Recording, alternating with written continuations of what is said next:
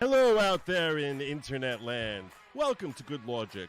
Whether you are watching on YouTube or through locals where the cool redheads hang, or on Rumble, we are very appreciative that you took the time.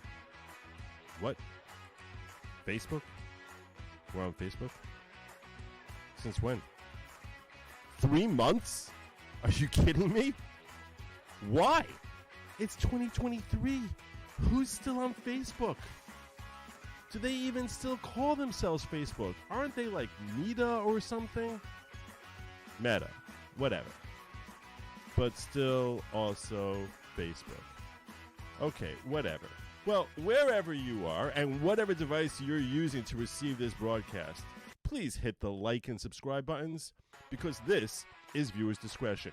And 4 out of 5 telepaths agree that viewers' discretion is advised.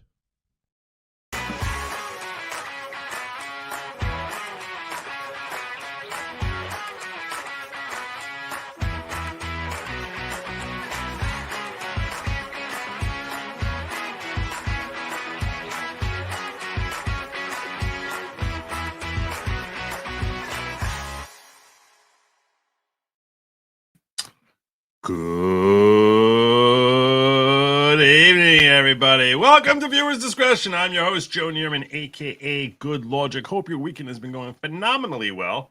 Mine has been pretty solid. Want to pause, wish a happy Mother's Day to Lady Lawgic, best mother in the world. It's easy, I can get away with saying that. Mother, so I don't have to worry about that. But yes, whether you are a mother in training, a mother to be, or whether you have a mom, I wish you a happy Mother's Day and hope that your day went well. Hope you spent a few minutes appreciating mothers in your lives.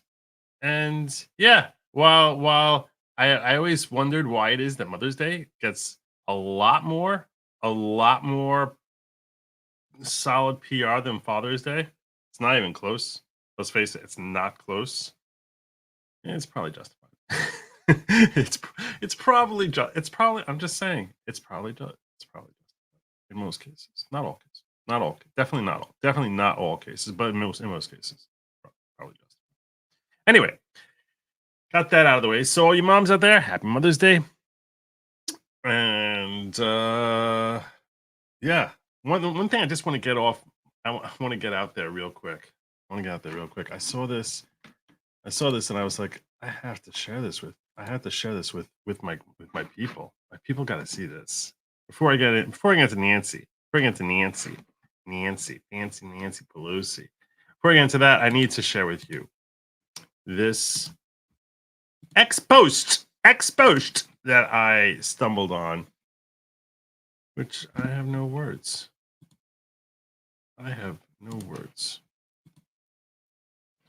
Claire Foster, PhD says, so if I'm raped and get pregnant, I only have 3 options. 1, abortion and go to prison.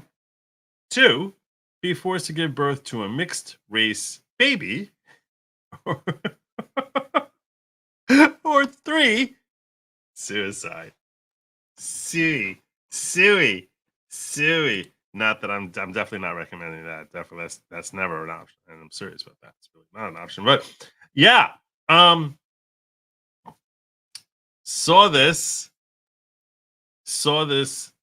and I have to tell you something. This is friggin' brilliant. This is so friggin' brilliant. Claire Foster, PhD, take a bow. Oh my God. Words cannot express how impressed I am with the brilliance, the sheer brilliance of this post. This post, I just read it and I flinched for a second. I was like, oh yeah, that's Claire Foster. which is, in case you're unaware, why you see, this is what everyone's saying. This is what everyone, little dude, don't misgender me. The comments are amazing. Amazing. For the racist deletes this, blue collar executive highlighting the mixed race baby. Are you lost? I had a BLM sign in my front yard for 6 months. Let's not start pretending I'm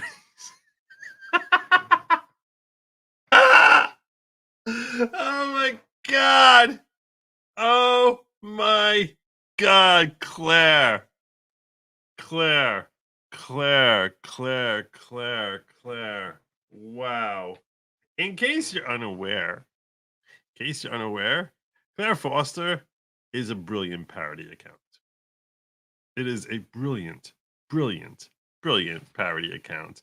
But a lot of people, the brilliance behind it is that it's so something you would not, that you could totally see a leftist saying, that you're just like, it just knows exactly where that line is.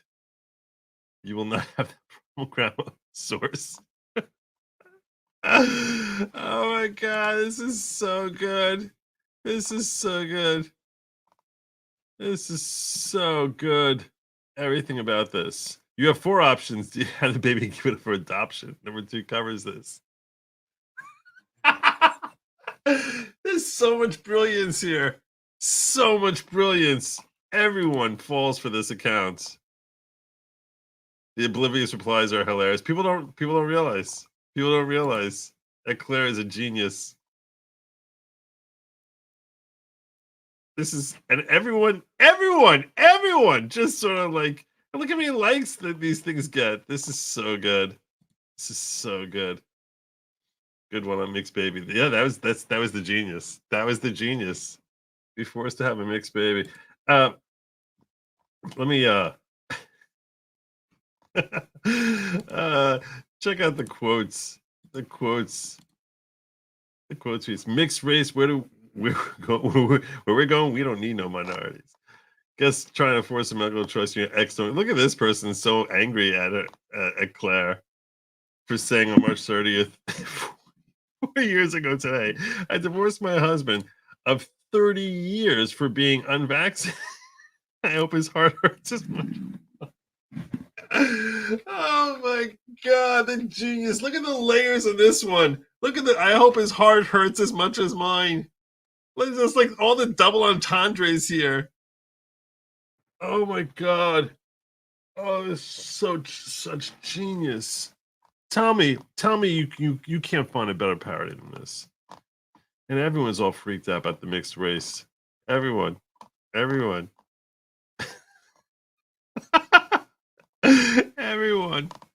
Everyone. Yeah, you see, someone's like, this has to be parody. Oh God, this is so good. Even Kurt Schlichter. I like how she mentions the mixed race baby. Kurt Schlichter fell for it. I'm not mocking Kurt. I'm not mocking you. I've been there. I've fallen for in the past. I've fallen for him. I've jumped in and then be like, dang it. And totally fell for it. You have to see some of Claire's other things. I can't recommend this account highly enough. This is tier 1 alpha bait. It really is. Tier 1. So many people. So many people. I wanted to share with you. Reposting this. This is what a 21-year-old Joe Biden voter looks like. Claire is so good. Let's look through some of Claire's work so you can appreciate the genius with the little cats on the bed. Even the cover photo with the cats on the bed. The smiling Nana. Board certified astrologist. Clinton Harris 2024. I almost slipped and wished a pregnant woman capitalized there. That remember, it's just a clump of cells. For every like this tweet gets, I'll donate $1 to the Clinton Foundation. There was the one. should be illegal for anyone who's anti-immigration to eat Taco Bell. Everything about this account is so good. Oh my gosh. Day 37, refusing sex with white men until Donald Trump agrees to drop out of the race. The walls are really close.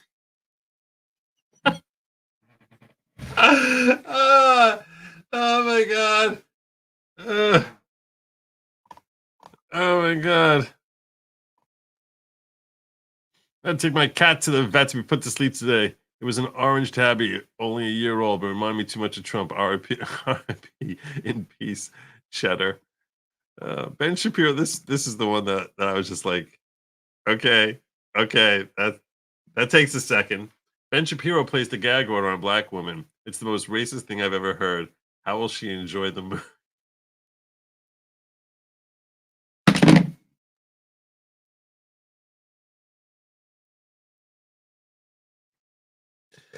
That's not right. That's not right. That's not right. That's not right. It takes a second. That one takes a second.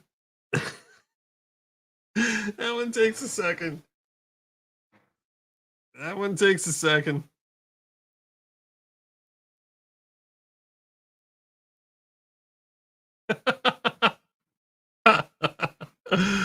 Oh, Claire. I don't know who this genius is. It's definitely a dude. Where in the Constitution say hate speech is protected speech? Trick question. It doesn't.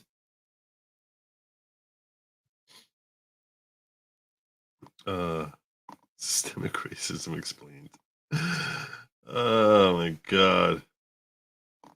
Anyway, so I cannot highly enough recommend that you guys sign up to Claire Foster, PhD. Unbelievable. I bow.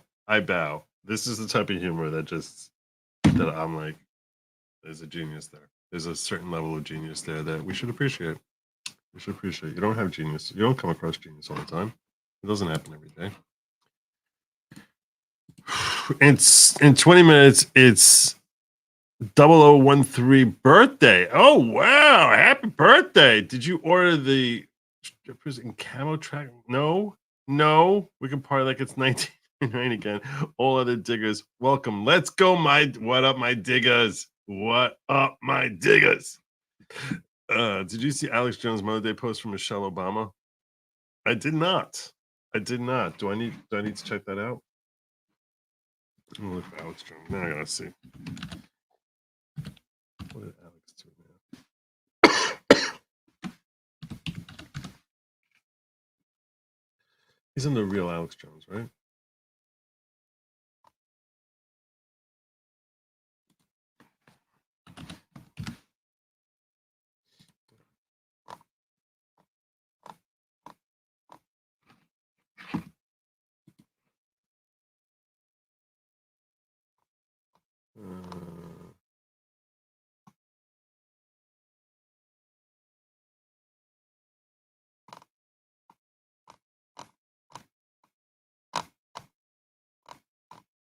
I gotta scroll.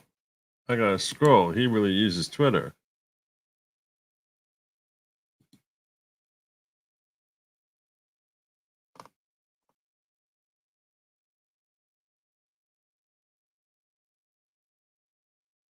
Yeah, yesterday Trump had a massive rally in New Jersey.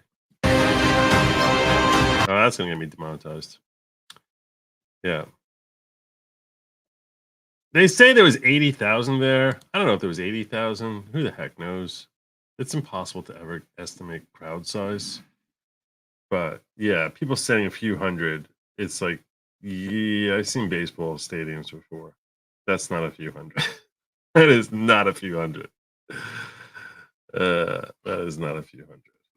Yeah. That is many thousands. Many thousands. I'm trying to see if I can find this Michelle Obama thing.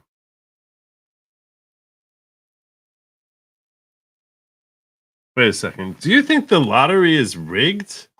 Really? You think the lottery is rigged? You think? I never even thought about that. Is the lottery rigged?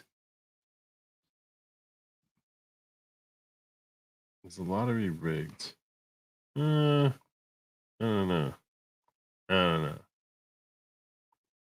I don't know about that. I'm gonna throw that up in a poll. I'm curious what you guys think on that. That's a good poll question.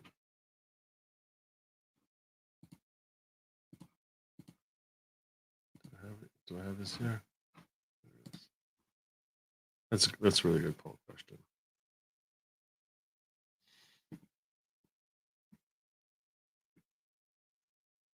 Engage with your audience. Start a poll.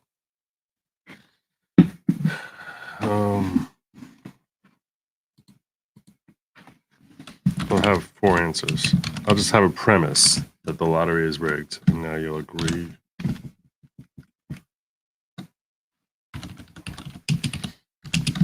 It's rigged. That's the premise. Yes. No. And then we'll have probably. I'll have let's say it like all. Probably. And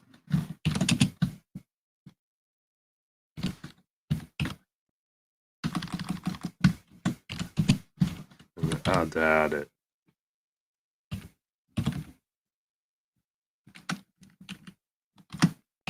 I doubt it. I doubt it.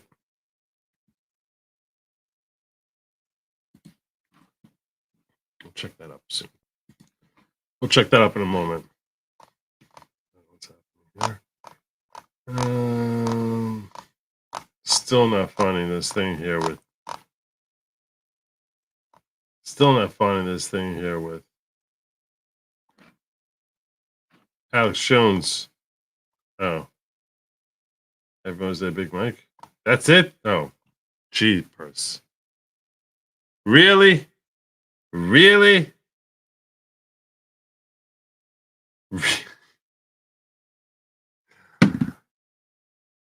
Oh my gosh.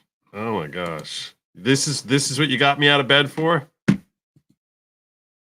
This is what you got me out of bed for? That was not. The juice was not worth the squeeze on that one. I'm sorry. Reminds me of the Godfrey Elfwick parody account. I don't know if I saw that. I don't know if I've ever seen Godfrey Elfwick. But now I'm curious. Godfrey Elfwick.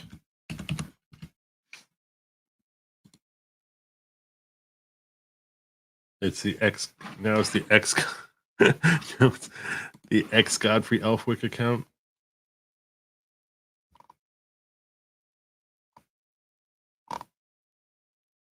I don't know. All right, so I guess it's not anymore the Godfrey Elfwick. Okay.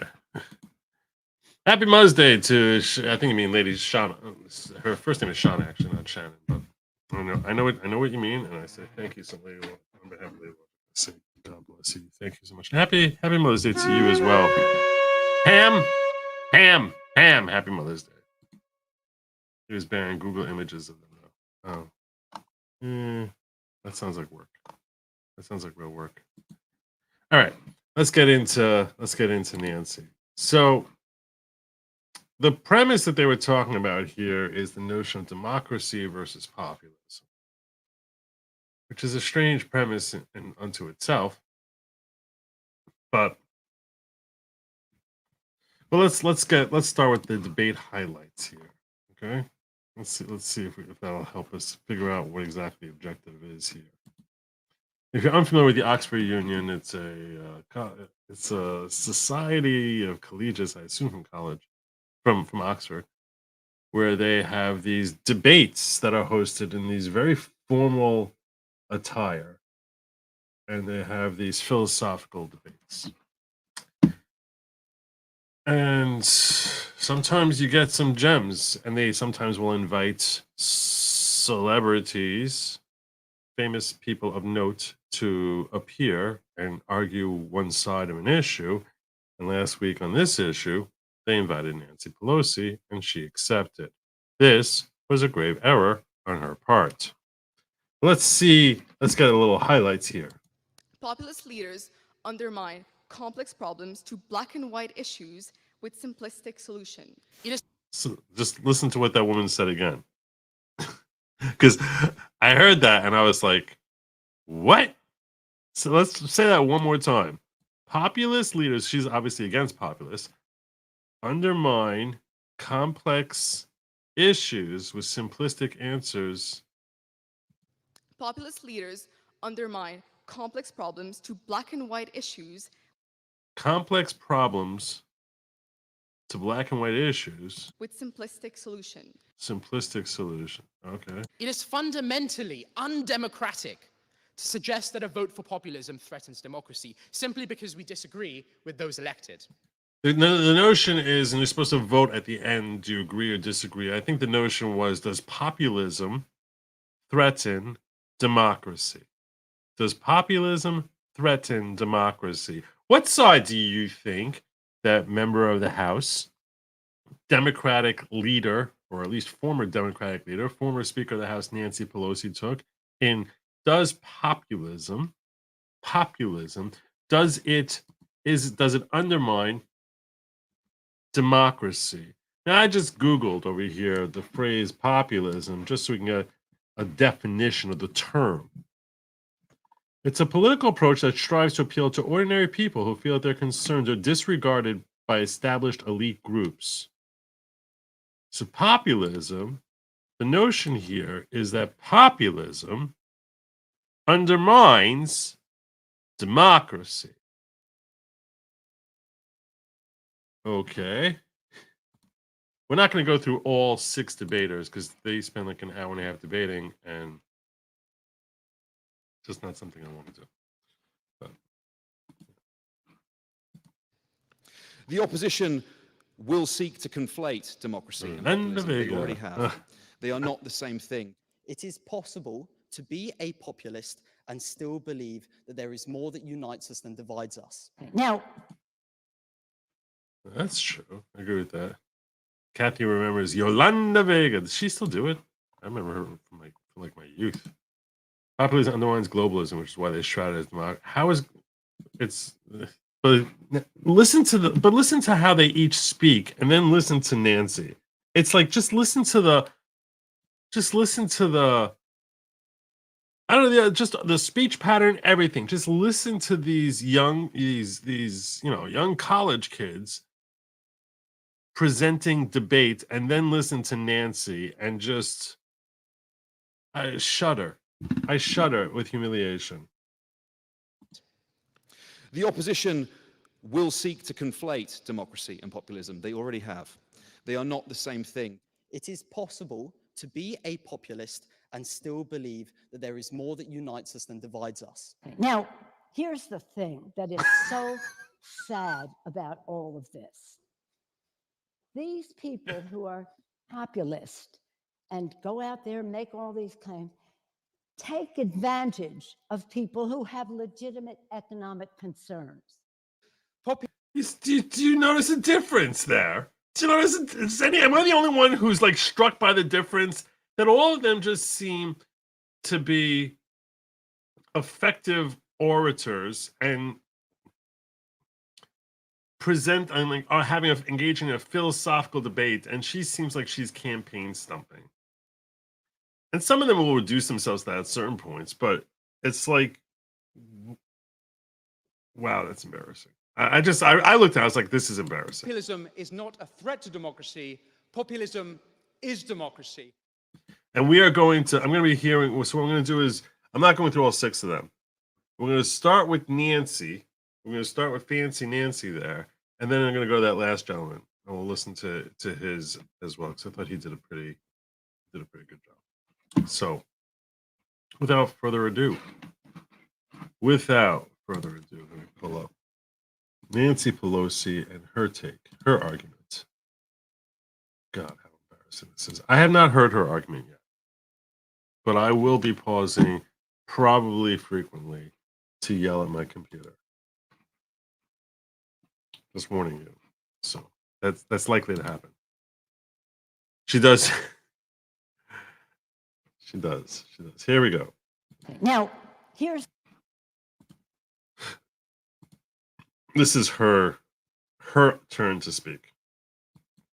Now, here's the thing that is so sad about all of this. These people who are populist and go out there and make all these claims take advantage of people who have legitimate economic concerns. That's a little clip, a little I preview. now look to the Speaker Emerita, Nancy Pelosi, to close the case for the proposition.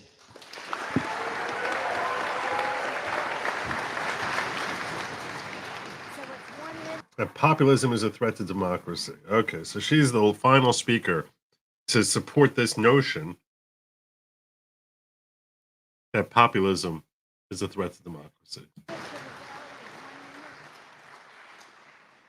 Good evening. Thank you all very much for this very stimulating evening. Mr. President, congratulations to you and your officers for bringing us together to discuss this very important challenge.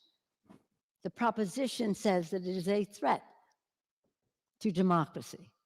It didn't say it will cause it. It said it is a threat. So remember what the proposition is. It's not saying it's going to cause democracy. It's not saying that. No. Drunk Nancy here likely meant, does not say it will cause the downfall of democracy. But instead she says, instead she phrased it as the proposition is that it will cause democracy. All right, you're off to a swimming start there, honey. Now listen attentively to our two friends here in their description of populism and our white tie and tail gentleman and his comments. And you know what? They make a very compelling argument. It would have been so appropriate 200 years ago in the time of Andrew Jackson. It's an old notion of Elaine, your mic. Elaine, can I get audio? There we go. That's going to help. Let's go back a little bit in case you didn't hear her. So appropriate 200 years ago in the time of Andrew Jackson. Andrew Jackson was not 200 years ago. It's an old notion of populism. For today, I always like to put down temporal markers. For today, how populism weighs in is in a way that is different. Remember what she's saying here, because the next speaker is going to decimate her on this point. Decimate her. Literally just... She's like, okay, you know, it's today's populism that's a problem. 200 years ago, it was fine. It was fine. Today's populism is the problem. Voltaire said, if you want to debate with me, define your terms. Well, let's define what is happening with populism today.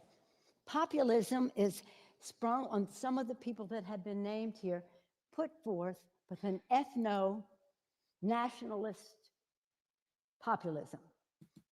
That's, you're just now changed. You completely changed everything by now saying ethno-populism, which is completely different. It's completely different. In our country, we see nationalism, isolationism. We had a fight to get the bill that we got last week, and generated by an ethnic negativity about income of immigrants. Says who? Says who? This is like, now she's just completely redefining. So let's reduce populism exclusively to saying and imply that anyone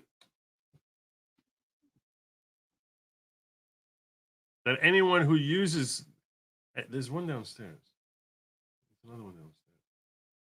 It never stays plugged. It never stays plugged. Like, it's impossible. I have to like bounce it on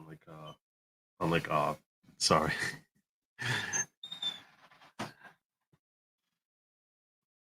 I'm back. Yeah, so what Nancy's doing here is she's basically now redefining the entire thing as to what populism is, that it's referring to. Like, it's basically the racists.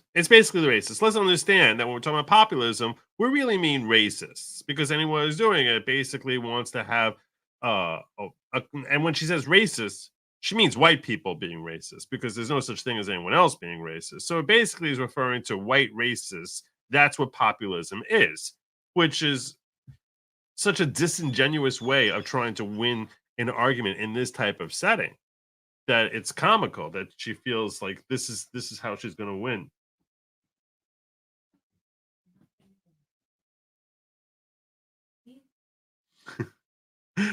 You're dancing with fire. You don't even know.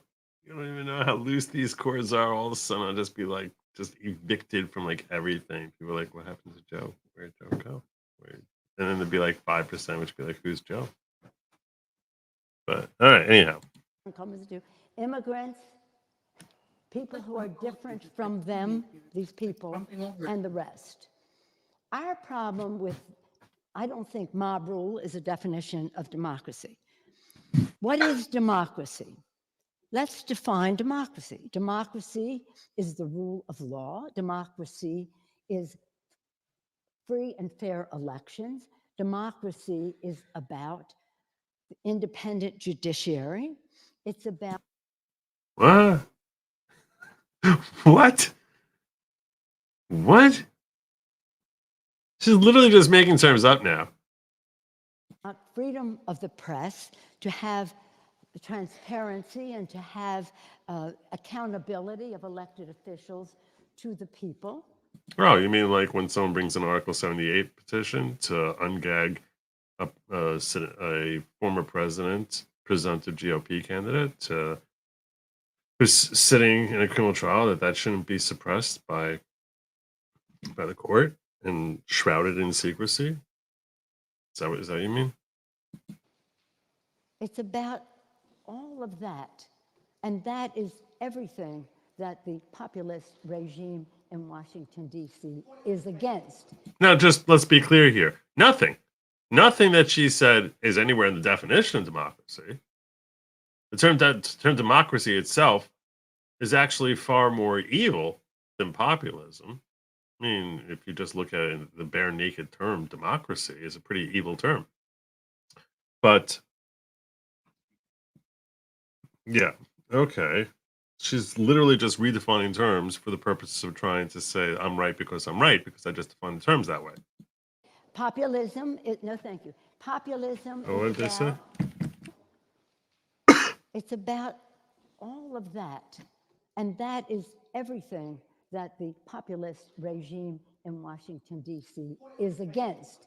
Populism is, no thank you. Populism is about fighting the ethno-nationalistic populism, as is the threat to democracy, is about threatening what they call elites. A free press. No thanks. Free press. It's about of fighting issues that relate to free and fair elections, where we have voter suppression to the nth degree under this regime. And the hand motions are not helping. The hand motions are not helping at all. And this is just word salad at this point. This is just utter word salad. What do you expect by Pelosi's in government because her father was mob boss? Pelosi's everything wrong inside government, populism versus nepotism. Fair enough. How do you know Nan is exposed? Her mouth is... Fair enough. Remember, 4 months. Boost the volume, you boomer. I'll try. It doesn't seem to work when I want to do it. Trying to have it boosted it's as loud as it can get it.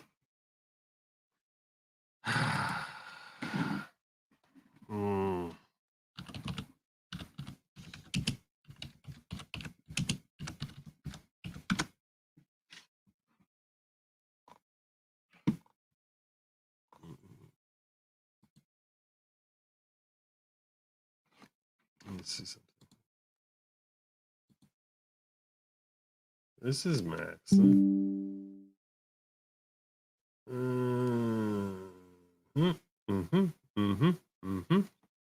that's not going to work. Term stable volume. What? Control video volume on your mobile device. No. That's my mobile device. That's not going to help me. YouTube volume booster. I had this on my other computer, but I don't have it now. on this computer. I'm on. Just give me a moment. Give me a moment.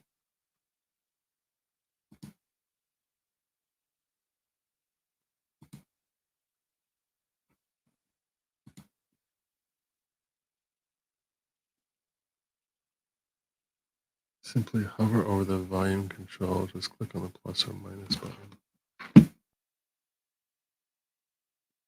Refresh. I'm at 343 here. Good evening. Thank you all very much. Whoa. Good evening. Thank you all. Free and fair election. Populism, as is the threat to democracy, is about threatening what they call elites. A free press. No thanks. Free press. It's about fighting issues that relate to free and fair elections, where we have voter suppression to the nth degree under this regime, and a resistance to passing the Voting Rights Act, the John That Lewis didn't work. Act, all of that, because they want to contain who votes. Now, the issue of independent judiciary. We owe so much to the UK or England, as it Do was. any of you understand what she's talking about at this So point? many things at Runnymede, England. And one of them was, Oh my gosh, I do think that is Paul Pelosi. Yeah, look at him. Wow. Wow, he looks terrible. This is him over here. Wow. He does not look good. He looked better with David the Pape. Everyone is like WTF. That's what everyone is. I'm trying to find a way to get this louder. trial. When King John came, the barons who were there they had 12 chairs. And what sprang from that was a joy of your peers, 12 peers. And that sprang the Magna Carta, and something that we hold dear in our country. Right now, we see trial by jury threatened by vicious assaults on the jurors. So when we talk about populism, and which jurors have been assaulted? That's terrible. Tell me which juror has been assaulted. I don't know of any juror that's been assaulted. Why wouldn't we arrest someone who's assaulting a juror? That sounds kind of crazy. No one knows what she's talking about. She's literally just making stuff up now. Let me get that closed caption back up. talk about democracy, let's understand our terms today, not 200 years ago, but today.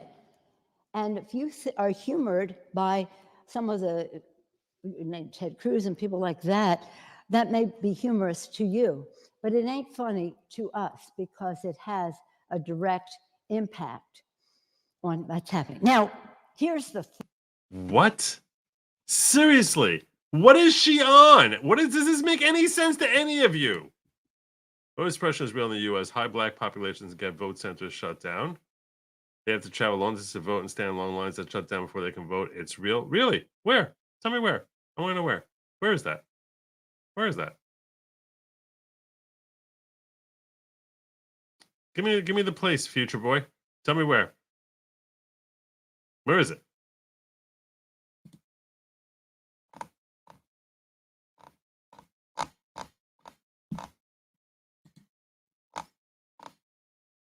Give me the name of one person who didn't get to vote because of the long lines. This is like affecting black people specifically.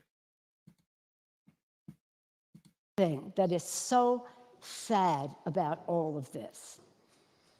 These people who are populist and go out there and make all these claims take advantage of people who have legitimate economic concerns. In this day and age, people are concerned, and some of you have heard me say this before, are concerned about innovation. How are they and their families going to thrive and survive economically in a new era of innovation? They're concerned about globalization. They're concerned about immigration. They're concerned about anything new because it's not familiar to them. What? That's why they're concerned? See, this is from Obama's playbook, where it's like, oh, some folks, they're not comfortable with people coming in here because, they don't look like them. It's the same sort of dog whistle. You want to know who dog whistles? The left dog whistles all the time, as to like they're racist, they're racist, they're racist. This is new. And so along comes. No, it's not new. It's that it sucks. It's that the way you're running this country is terrible. It's that our economy is terrible. It's that you don't care about our safety. You don't care about the fact that you don't care about bankrupting us. That's what's terrible. It's not that what's new is that you're bankrupting us. That's what's new. What's new is that you think that we don't have borders anymore. That's pretty new. That's pretty new. That's a pretty out there type of perspective. They don't know the word computer, yeah. Voting is a right enshrined in the constitutional bill of rights. It's a privilege, not a right. Amen. I think it's her not speaking into the mic. That's what I keep saying. This is not on me. I'm doing my best here. Paul says the hammer was more fun than look at him. He looks miserable. Poor Paul. He's probably looking for someone to score. She's taking a lesson from Kamala's. Yeah. This is such word salad. This doesn't even mean anything. A snake oil salesman sells them a bill of goods. You're the one who's not speaking English. You're saying democracy is an independent judiciary. Like that's the definition of democracy. And then takes office, and the only legislation put forth is a tax bill that gives 83% of the benefits to the top 1%. Oh, stop it. You've been sitting in office for the last 4,000 years. You've been there since Andrew Jackson, and you're the one who's been writing these laws. Just stop it. You are the problem. That has legislation to take away their health care.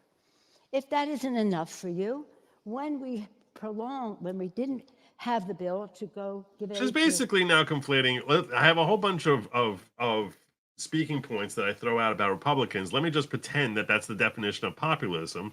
That democracy is the definition of Democratic Party. My God. While I'm sitting here defending the elites. I guess the elites are the Democratic Party. I guess that's what she's admitting here. She must have found some leftover quickness. See, this is why the rest of the world regards Americans as morons. A former Speaker of the House goes to England and vomits a bunch of word salad about American politics. It's embarrassing. It is embarrassing. This is humiliating. What's real is Democratic lawyers soon to change rules to cheat and using mail-in voting, something that France has rejected as prone to fraud. Yep. But it's new. You just don't like it because it's new, because you're racist. Ukraine and the rest. What? Now we're talking about Ukraine? That isn't enough for you. When we didn't have the bill to go give aid to Ukraine and the rest, the speaker said to me, I can't do it until I do the budget bill. What was holding up the budget bill? After giving a $2 trillion tax cut to the wealthiest 1% in our country. That is garbage. What are you talking? What $2 trillion tax cut? What are you talking about? $2 trillion added. It's only given to them. It's only you have to be wealthy to get this tax cut. That's what it is, right? This is the word salad that the left loves to play in general, which is that anytime it's a tax cut, so because it has some sort of tiny repercussion on wealthy people, because if you think about it, when you were dealing with a stepped up basis for anything related to income tax, so the first $35,000 is taxed at a lower rate, and then you go up in the next increment, and it's taxed at a slightly higher rate. And next increment is taxed at a slightly higher rate. So if you take that lowest rate,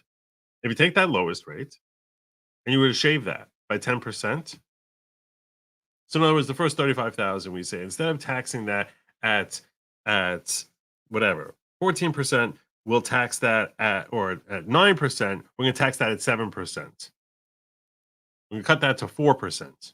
So cut it in half. Cut it to 4.5%. They'll say, oh, you know who gets the benefit of that? Wealthy people. It's true. Billionaires get that benefit as well. On the first 35,000, they get that benefit. It's designed to help it's designed to help the wealthy. You can phrase anything as helping the wealthy. So stupid. This wealthy person complaining about tax cuts for the wealthy. To the national. And she's gotten wealthier and wealthier during her decades and decades in Congress. This drunk suck. Debt, unpaid for. The big issue that held us up at the end was something called WIC, food for women, infants, and children. That's not what WIC is. That's not. Small, for new families. We can't afford to give that food. It's going to add to the national debt. That's what these purveyors of populism. What the heck? What does that do with populism at all? What is that? How is that related to populism? Tell us how it's related to populism. Sold a bill of goods to these people who grasped it because they had legitimate concerns. So they said, we're going to sell you populism by taking away WIC. They have to be respected and they have to be addressed. But the fact is that democracy can, since your 200-year-ago version about Andrew Jackson and all that. She keeps coming back to Andrew Jackson being 200 years ago. When was Andrew Jackson? I just want to get the exact. When was... I don't want to speak out of turn. 1837. 1829 to 1837. All right. I guess he's the last populist. There's been no populist in the last 200 years. Just him. So much has happened that our distinguished person, I don't know your name, but thank you for your pro-argument. We've seen demagogues come down the pike, destroy the press. What do the Republicans say? Fake news. So they're diminishing that in the eyes of these poor souls who are looking for some answers. Yeah, the only reason people accept that it's fake news is because time and again the news has proven that to be correct. That's why. That's been your big problem. If you had integrity, if the news had integrity, then no one would believe them when they say fake news. Giving them to them, but they're blocked by some of their views on guns. They have the 3 Gs, guns, gays, God. That would be a woman's right to choose. And what?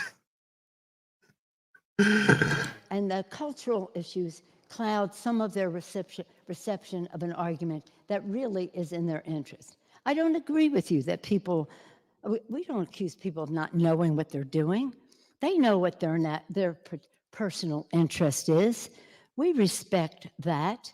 But the fact is that using too stupid to know about it. whether it's people different from me, nationalism, populism is a very dangerous threat to democracy, not just in America where we're seeing it play out, but in the whole world.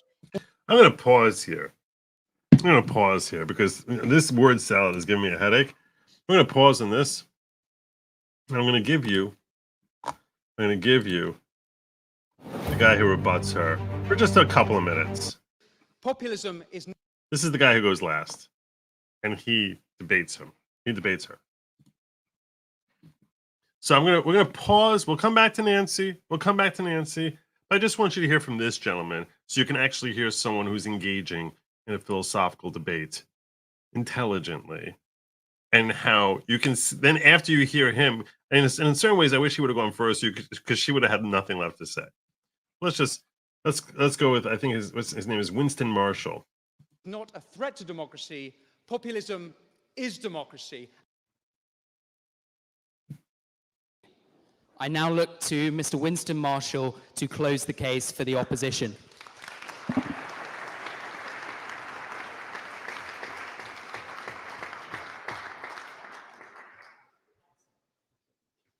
Ladies and gentlemen, words have a tendency to change meaning.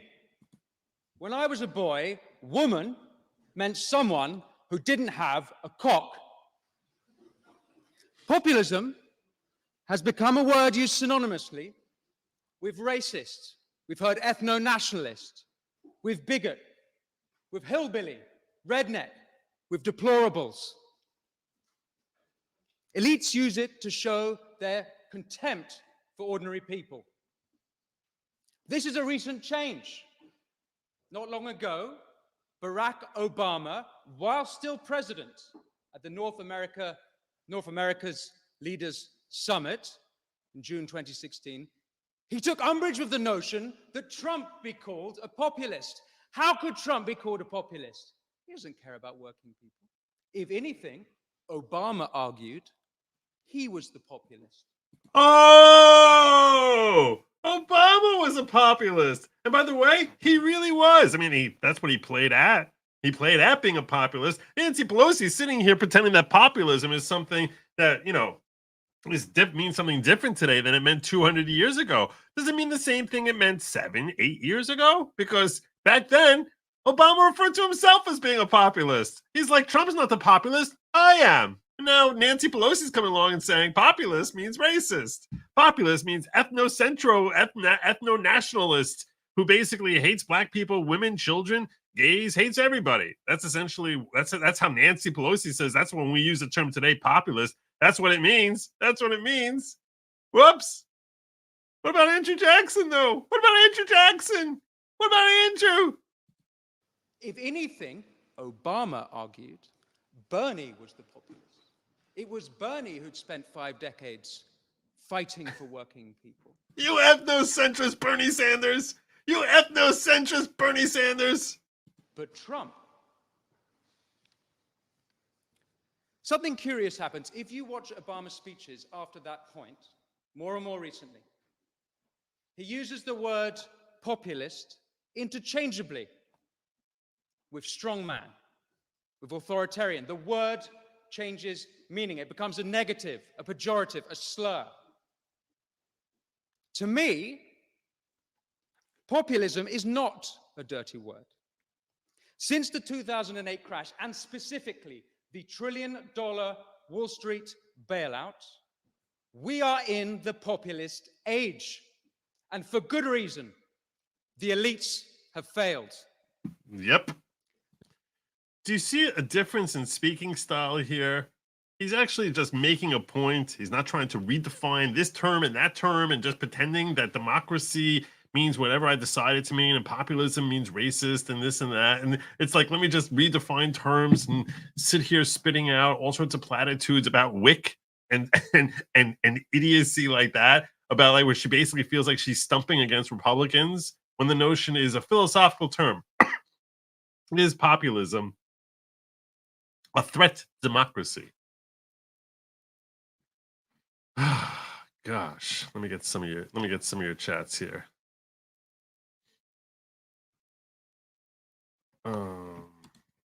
I live in Minnesota. My property valuation was slowly increasing over 15 years. Last year I had over a 30% increase. This year my eval has doubled.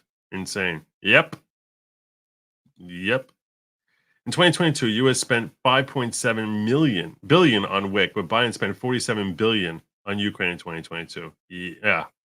Democrat choices. Time to leave the plantation, Democrats. Here. Biden signed an EO when he came into office to force his agencies auto-register voters, even illegals, add them into census for extra congressional power. Yeah, did he create that as an EO? I know that. See, I'm not sure. I thought that actually was around for that predates Biden. That illegal aliens count in the census. I know they count in the census, but I'm not sure if he. I think they counted in the last census also before he had that authority. So I'm not sure. I'm not positive. Now I'm very curious. Now I'm gonna Google that. Why do illegals count in census? Oh no.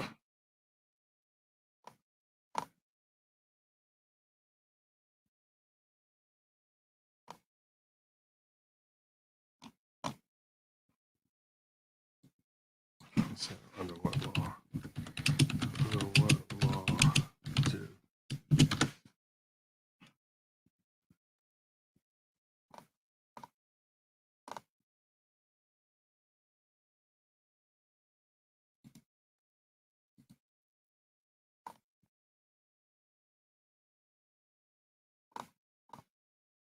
I know there's an advocate.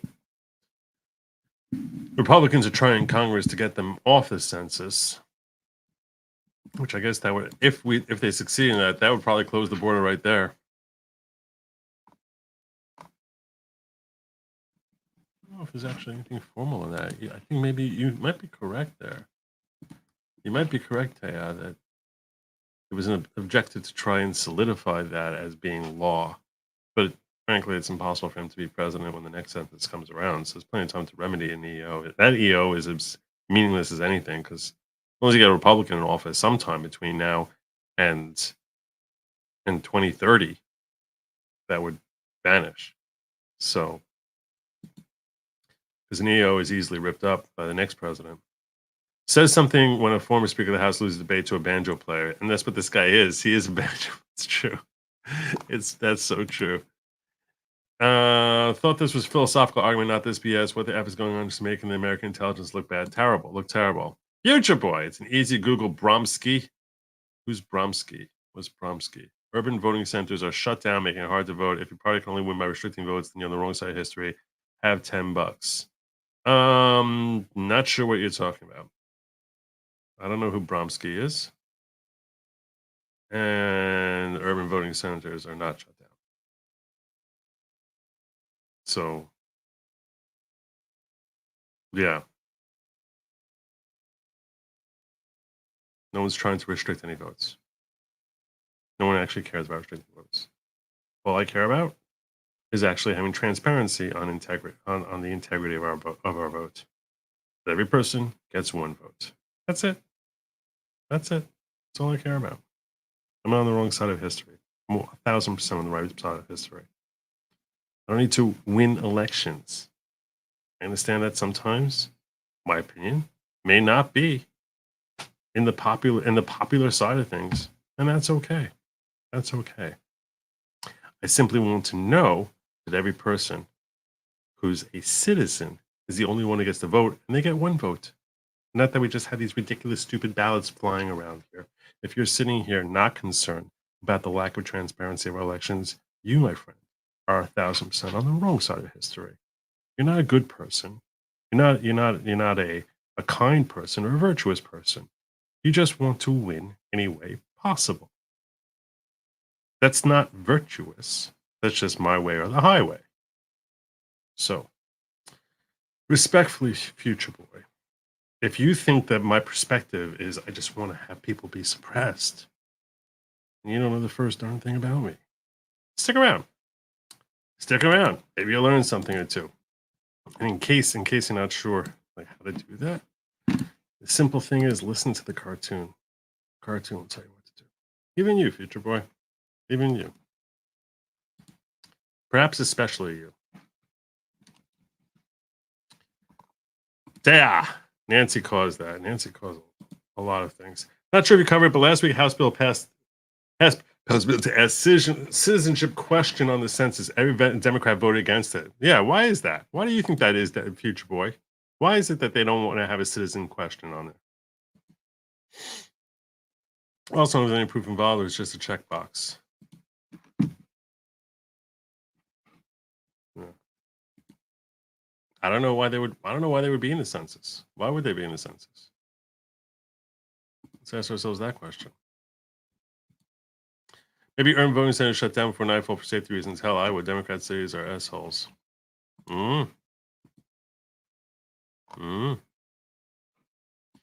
Let's get back to Nancy, because Nancy needs to be heard from. She does need to be heard from. And by now, everyone has probably liked and subscribed. There's only one button there, because I figured if I try making him jump up and hit two buttons at once, that would be like asking too much on those little legs of his running up the bookcases. So, but just because he's only hitting subscribe, you should like and subscribe. And if you're watching afterwards, drop a comment. How do you think Nancy's doing? How do you think Nancy's doing in this debate? Let's go back to her, because this guy had a moment or two to sort of rip her apart. Let's see how she's doing here. Coming back to Nancy. In the context of a fight between democracy and autocracy, not mine, but the version. Autocracy? What is autocracy?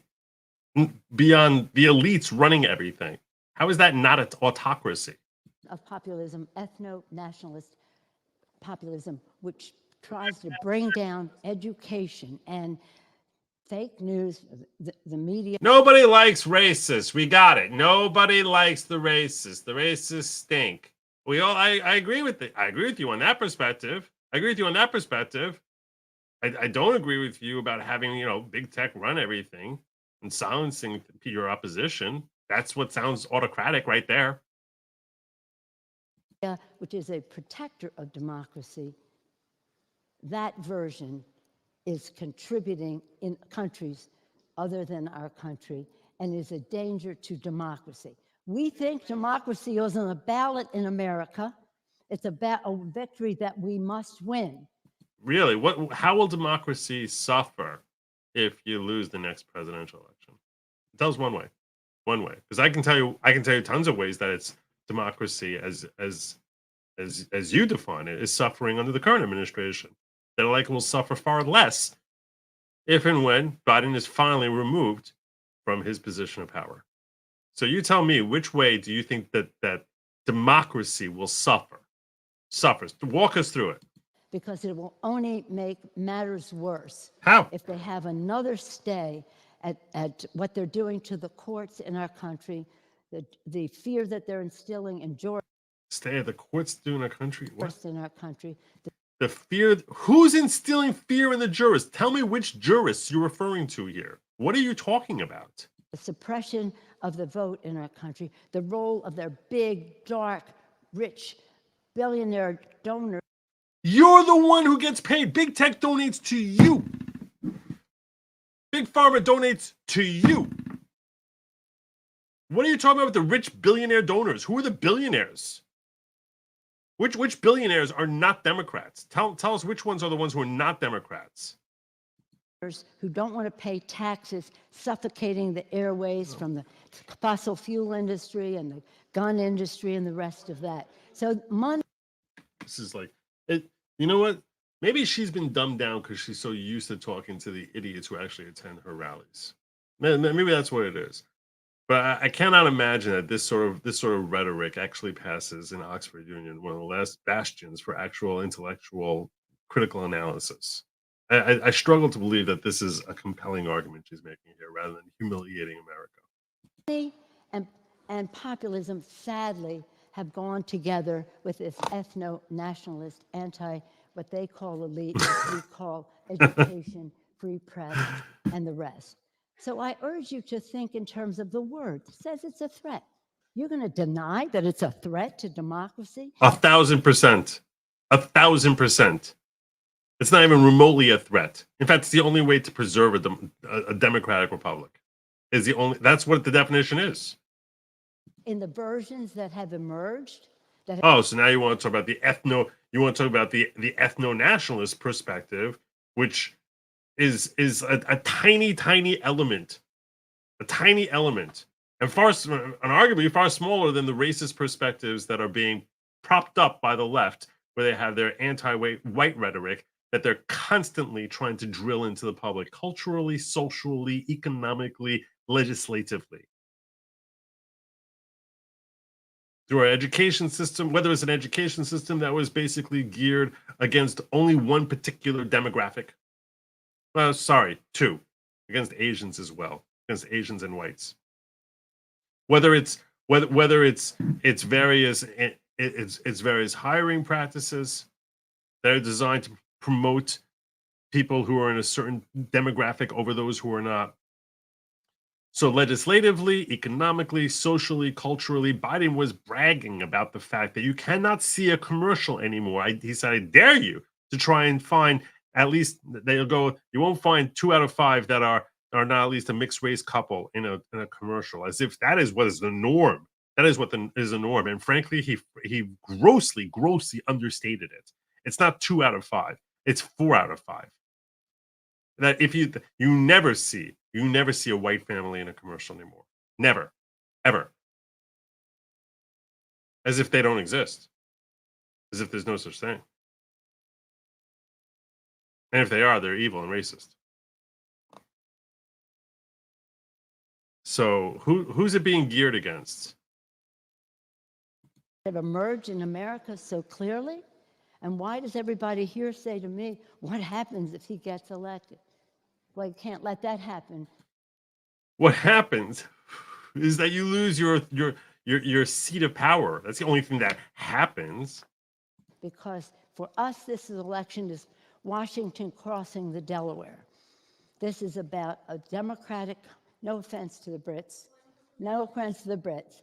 But the fact is also that what happened here at Runnymede, the Magna Carta, yes, the first parliament and the rest of that, has a great contribution to democracy in the world, but our country was founded on the principle that all people are created equal, a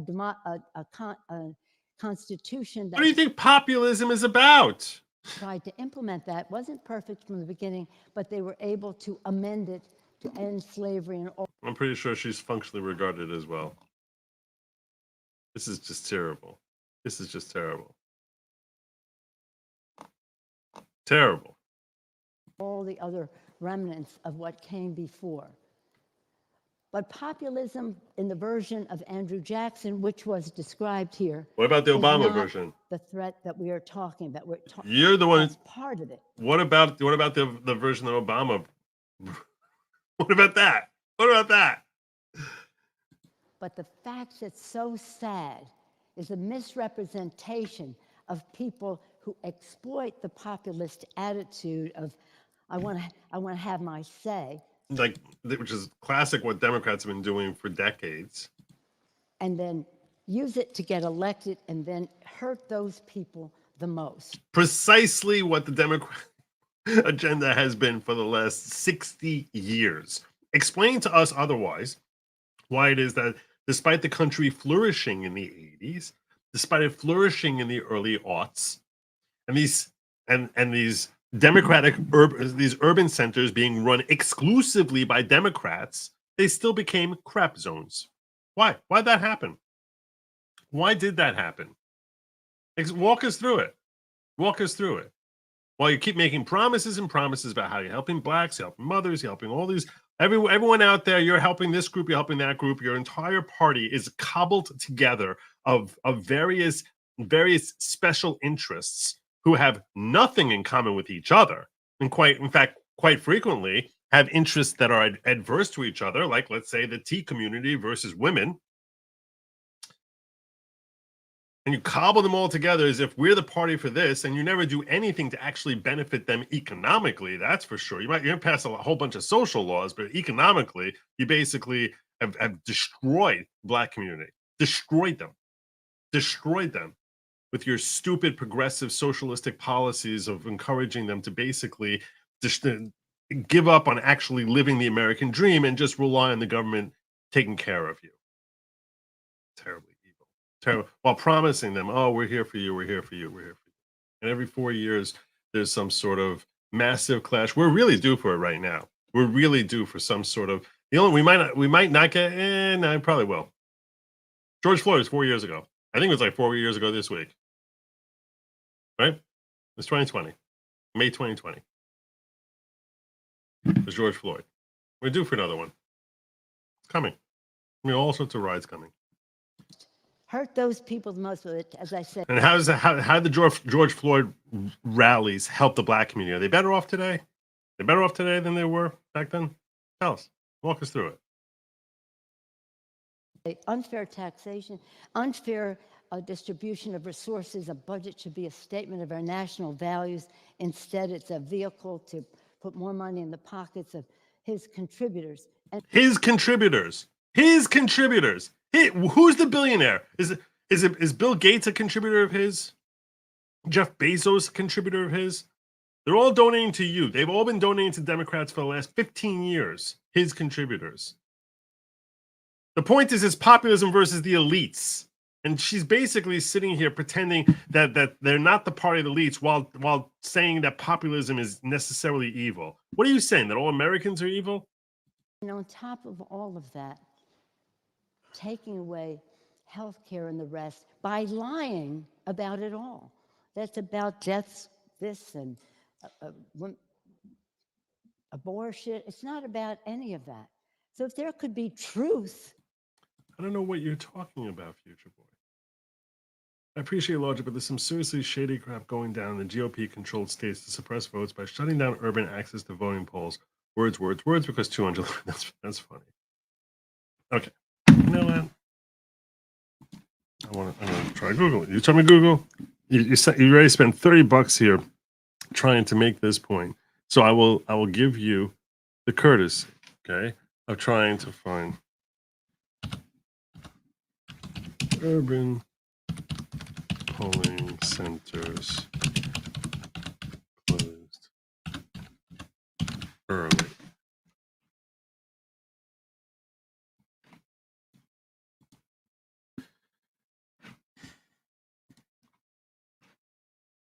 What am I looking for? I'm seeing stuff in New Jersey. Okay, let's see this. Those polling places hit my minority. Give me some. I see something here from 6 years ago.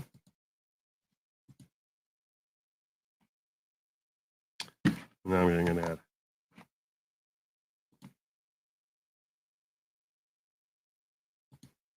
So USA Today, obviously left this rag. But let's see what they give you.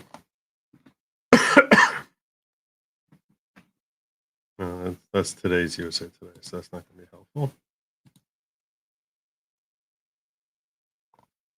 Oh, Vice?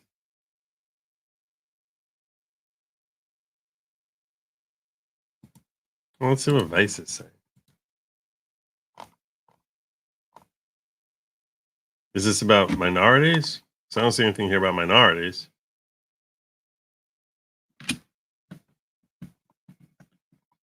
Trying to help you out here, Future Boy.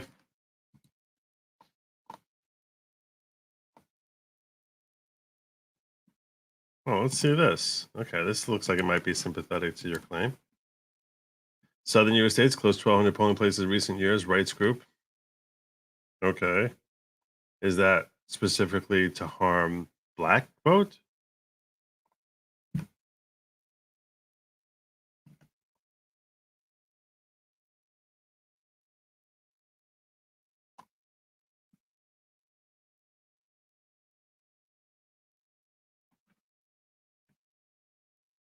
Phoenix, Arizona.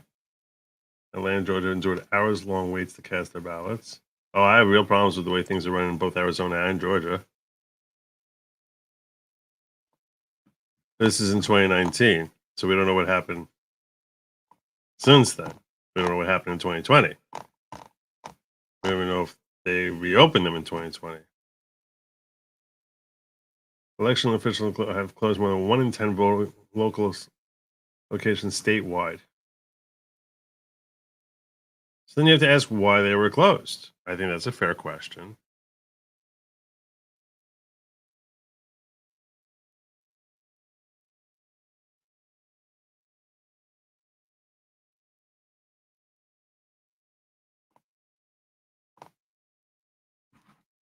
But I also don't know how this is specifically targeting minorities.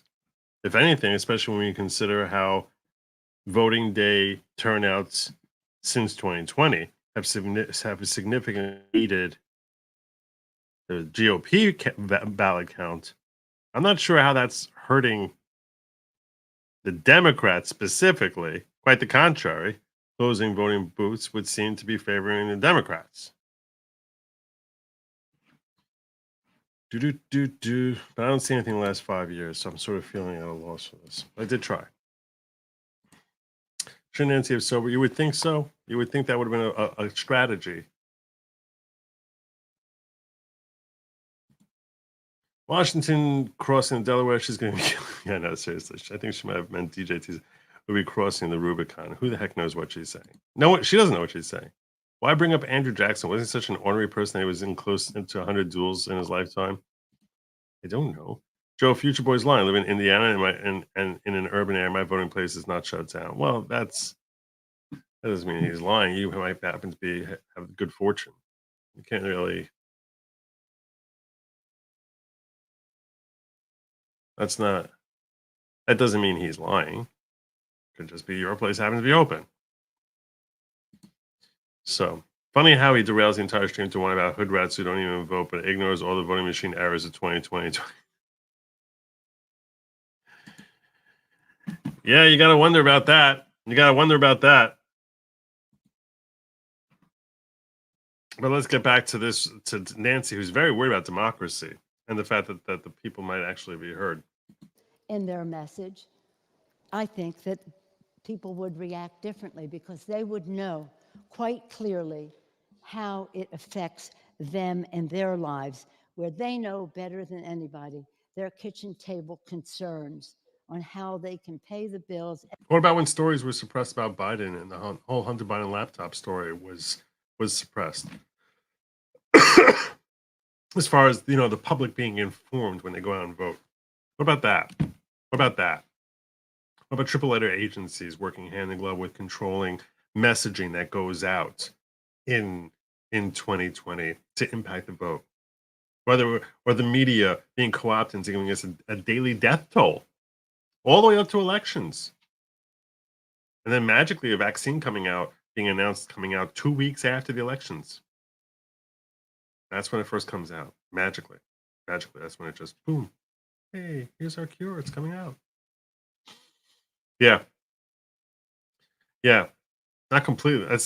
But you want to inform the public. Very informed public. You're very upset when people say fake news. How it affects them and their lives, where they know better than anybody their kitchen table concerns on how they can pay the bills. She's worried about kitchen table concerns. That's her big. She's sitting there during COVID talking about her $9 pint ice cream. Now she loves chocolate. I love chocolate ice cream with her in front of her $30,000 refrigerator and sitting there because she relates to the kitchen table concerns of the typical American. Educate their children, save for retirement, pay the rent, and the rest of that. So my friends, this is interesting academically, intellectually, and the rest. But on the ground, she thinks she's giving a campaign speech. On the ground, populism, as the version that we see now, is a threat to democracy that's really hard to deny. I was eager to hear their arguments, but what I heard could have been made 200 years ago and not facing the realities that. Oh, yeah? Oh, okay. Well, she didn't get to hear from the other guy yet, who basically points out that's Obama was offended because he looked at himself as a populist. We see. So I urge you all to vote in favor of the proposition. And again, with respect for the presentations that we had. And really, Sultan, I was ready to vote for you for one of those positions. I really was. But I'm not sure now because I don't know that you could possibly believe the presentation. I know this is academic, so maybe you believe it. I respect that. But what I do respect is our democracy. And just tell you one more thing. I'm from Baltimore, Maryland, where our national anthem was written by Francis Scott Key. And he wrote a beautiful thing in the national anthem, and it's our motivation right now in some of our campaigning. He said, proof through the night that our flag was still there. Which flag? Because you keep taking down the American flag. You mean the pride flag? Is that your motivation, the pride flag? Because it sure as heck, it ain't this flag behind me. I know that. That's the one thing I'm sure it ain't. I'm sure it ain't that flag. Which flag? Proof through the night that our flag was still there. Which flag are you standing up for? Proof through the night that our flag was still there. We have to prove through the night of this election. Where are the Democrats waving around American flags? Show me one. Show me one rather than spitting on it. You see a Democrat in an American flag, the chances are very high he's got a lighter in his hand rather than waving it. Proof through the night that our flag was still there. That's going to be your winning campaign slogan. Sure. Democrats going to all line up for that. That our flag is still there. A flag that we pledge to every civic day with liberty and justice for all. And that is supporting democracy, supporting our flag and all it stands for. And it is threatened by this version of populism. This version of populism. Please vote aye.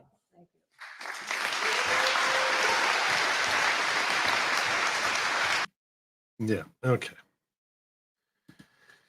Gifted one good Lawgic member. God bless you. I'm going to give you a horn for that. Well, I apologize for not giving out the horns last night. I was very worried about derailing the stream, and I wanted it to be flowing through. And I knew it was going to be a long one last night. Tonight's probably going to be a little bit shorter, but in fact, it will be a little bit shorter than last night. That's for sure. Also, Joe helped make Social Security taxable. Did he really? Social Security tax? Because he wants to go after those rich Social Security earners. That top 1% Social Security earners. Let's get back to this fine gentleman here, Winston Marshall, refuting everything that Nancy was garbling out of her mouth. Let me address some common fallacies, some of which have been made tonight.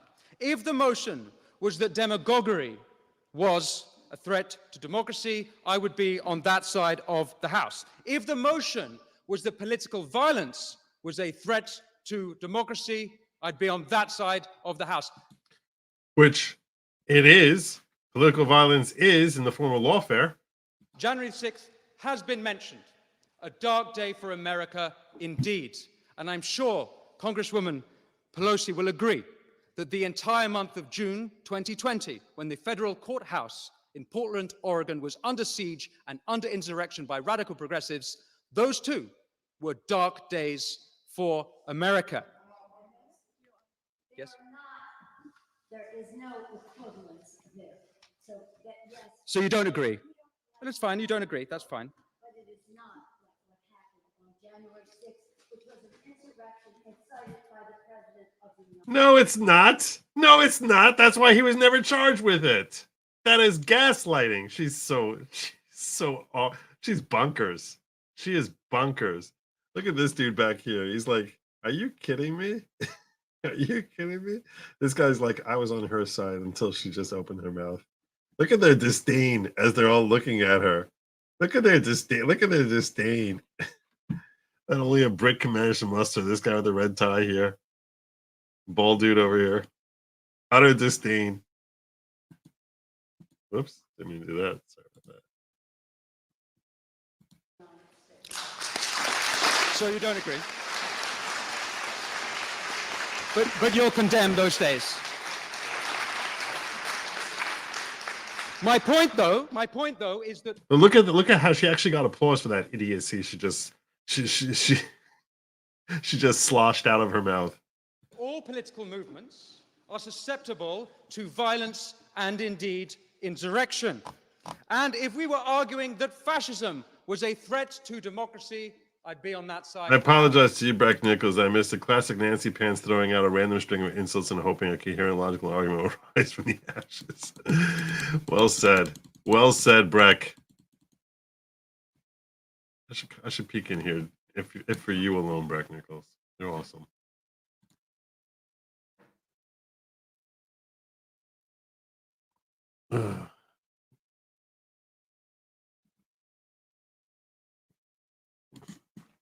Mr. Mike is having fun in locals. Indeed, the current populist age is a movement against fascism. I've got quite a lot to get through. Populism, as you know, is the politics of the ordinary people against an elite. Populism is not a threat to democracy. Populism is democracy. And why else have universal suffrage if not to keep elites in check? Ladies and gentlemen, given the success of Trump, and more recently Javier Milei taking a chainsaw to the state behemoth of Argentina's bureaucratic monster, you'd be mistaken for thinking this was a right-wing populist age. But that would be ignoring Occupy Wall Street. That would be ignoring Jeremy Corbyn's for the many, not the few. That would be ignoring Bernie against the billionaires, RFK Jr. against Big Pharma, and more recently, George Galloway against his better judgment. Now, all of them, including Galloway, recognize genuine concerns of ordinary people being otherwise ignored by the establishment. I'm actually rather surprised that our esteemed opposition, Congressman Pelosi is on that side of the motion. I thought the left was supposed to be anti-elite. I thought the left was supposed to be anti-establishment. No, that's 200 years ago. Maybe in the times of Andrew Jackson. I don't know. Maybe in the times of Andrew Jackson they were. It's been a long time. Today, particularly in America, the globalist left have become the establishment. I suppose for Ms. Pelosi to have taken this side of the motion, she'd be arguing herself out of a job. Oh! Oh! Oh! It's here in Britain where right and left populists united for the supreme act of democracy, Brexit. Polls have showed the number one reason people voted for Brexit was sovereignty, for more democracy. Thank you. What was the response of the Brussels elite? They did everything in their power to undermine the democratic will of the British people, and the Westminster elite were just as disgraceful. As we've heard, David Cameron called the voters fruitcakes, loonies, and closet racists.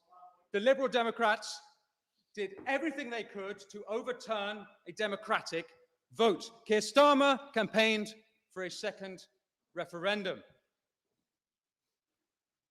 Elites would have had us voting and voting and voting until we voted their way. Indeed, that's what happened in Ireland and in Denmark.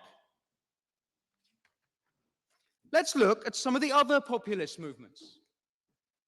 The Hong Konger populist revolt is literally called the pro-democracy movement. The farmer revolts from Netherlands to Germany, France, Greece to Sri Lanka. Farmers are taking their tractors to the road to protest ESG policy that's floated down to us from those all-knowing, infallible elites of Davos. The trucker movement in Canada became anti-elitist when petty tyrant Prime Minister Justin Trudeau froze their bank accounts, not the behavior of a democratic head of state. Just the opposite. Just the opposite. That's your leftist right there. That's your authoritarian leftist. Freeze out the common guy from having access to his own bank accounts. Yeah, because they're evil. They're racist. The Gilets jaunes in France, ULEZ in London, working people protesting policy that hurt them. And how are they treated? They're called conspiracy theorists. They're called far right by the mayor as well. Ladies and gentlemen, populism is the voice of the voiceless.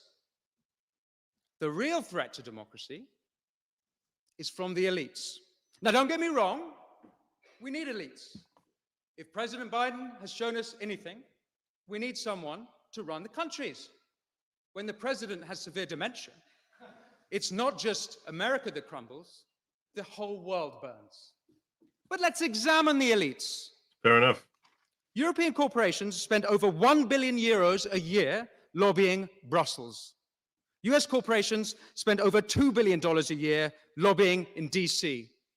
2/3 of Congress receive funding from pharmaceutical companies. 2/3 of Congress spent $11 million in 2021. They made over $10 billion in profit. No wonder then that 66% of Americans think the economy is rigged against them for the rich and the powerful. Yep. By the way, we used to have a word for when big business and big government were in cahoots. And I think any students here of early 20th century Italian history know what I'm talking about. What about big tech? The word is fascism. It's fascism. That is what fascism is. That's precisely what it is. Throughout the pandemic, Biden's team, the FBI, and the Department of Homeland Security colluded with big tech in censoring dissenting voices, not kooky conspiracy theorists. People like Dr. Jay Bhattacharya, the Stanford epidemiologist. People like Harvard scientist Martin Kulldorff. People spreading true information, not misinformation, true information at odds with the government narrative. Need I remind you, democracy without free speech is not democracy. True. This was a direct breach, by the way, of the First Amendment.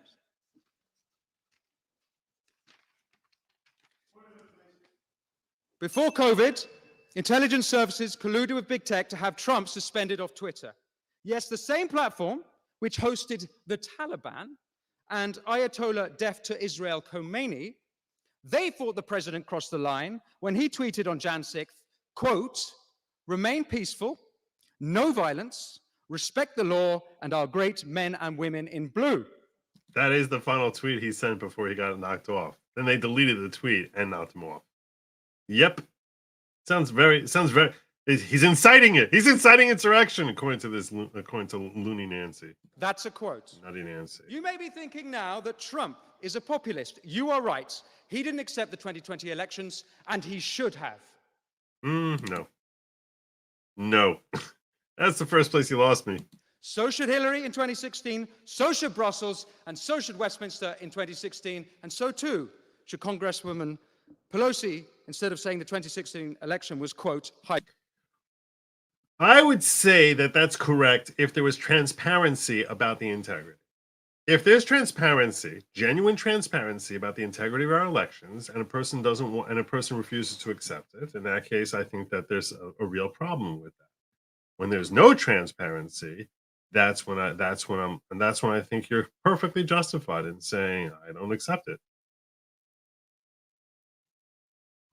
If I was running for office, I would say, if you give me transparency and integrity of our elections, I will not question them. If you don't, I promise you I will. There you go. Hijacked. Quote, hijacked. And by the way, I just want to point out to you something. You know, he mentioned how freedom of speech is an essential element to democracy. That is what democracy is, and you must have freedom of speech. Freedom of speech is transparency. That's what it is. A lot of people might lose sight of this. I just want to share this thought with you. So, and I'll make myself big, so this way you know I'm serious now. Freedom of speech is the transparency part of our democracy, because you actually get to hear from opposing viewpoints who are challenging the narratives that are being presented by the powers that be. And that's how you create transparency. And I think that ultimately that's what populism is craving. More and greater and clearer transparency. That we can actually see the good and the warts on our government. And that's exactly what our government tries so desperately to shroud from us. They give us a message and say, this is what it is, accept the narrative, spit back at us what your teacher tells you to say, don't engage in critical analysis. All of these different things, teaching our young to critically analyze. That's how you have a healthy democratic republic. That's how you have a healthy democracy. Not that we are a democracy, obviously. I understand that. We are a democratic republic. We're actually a constitutional republic. Thank God we're not a democracy. I've said that many, many times. You all know that. But if you want to talk about the positive elements of democracy, not where you have the majority chewing up and spitting out the minority, but it's protected. The minority is protected by having the constitutional protections that are enshrined in the American Constitution. So in that context, the democratic element to our constitutional republic, the fact that we have a plurality deciding who our leaders are, that is only healthy if there's transparency, that there's actual integrity here, and that's not some Stalin-esque type of vote counting. That's not a matter of who's voting, but who's counting the votes, which is what it feels like when we look at Philadelphia. That's what it feels like when we look at Detroit. That's what it feels like when we look at Atlanta. It's not who's voting, it's who's counting the votes. And I never really made that connection in my mind before, that freedom of speech is the transparency to question the narratives. But that ultimately you can boil down everything as to what MAGA is about, what populism today is about. Forget the gobbledygook that goblin Nancy Pelosi is throwing out there about some ethno-nationalist type of perspective. No, it's simple. Populism is about transparency. We want to see things clearly. Whether we're dealing with some sort of pandemic, whether we're dealing with elections, whether we're dealing with what's happening at the border, we need transparency. When we're dealing with lawfare and what's happening inside a courtroom.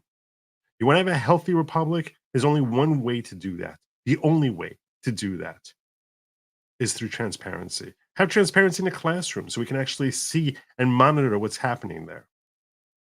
Stop being so afraid of like, oh, people are going to judge me this way or that way. That's what populism is continually calling for. Greater and greater transparency. We have that, we have a healthy country. You want to try and hide things and pretend that everything is all perfect because it's the way you want it to be rather than the way the public may want it to be. That's where we have problems. That's where we have conflicts. That's where we have questions. That's where we have suspicion and doubt. That's where we have people attacking each other in the streets. Because some people believe in the narrative, others are rejecting the narrative.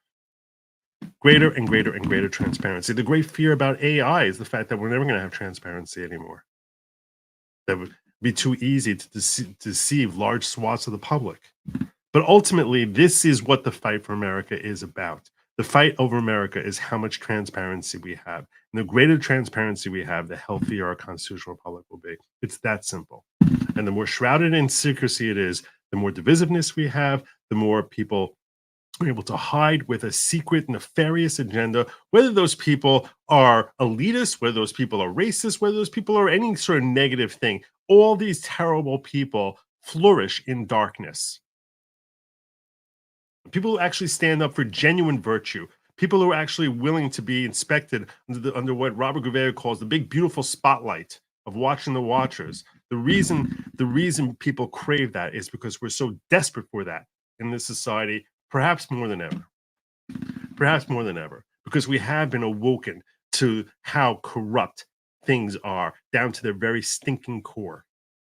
How foul and fetid the systems that America is so dependent on actually are, and how they're decaying, and how everything that they tell us is just this is some sort of mirage to say everything's fine, just go back to sleep. America's not going back to sleep, though. That's not going to happen.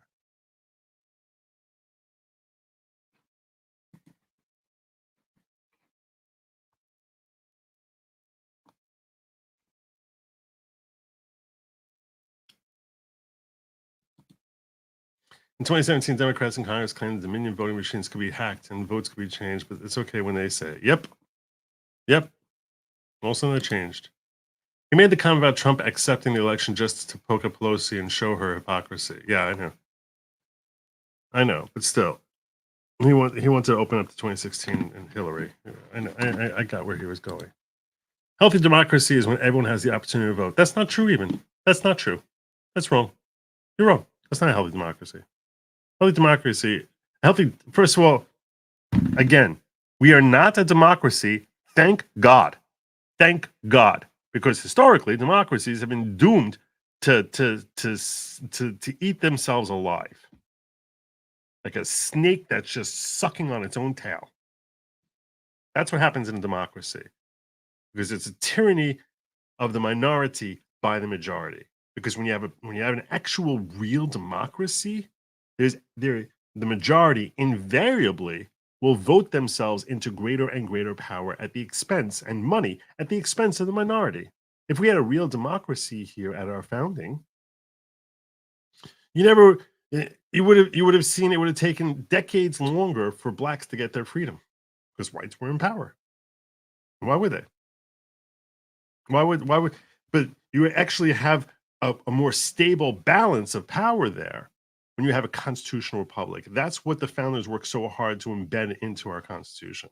So you don't want a democracy. That's the reason Rome failed. It's the reason Greece failed. It's just utter failure. If your party actively restricts citizens' vote because that's the only way you win, then you're on the wrong side of history. You said this before. You literally said the same thing before.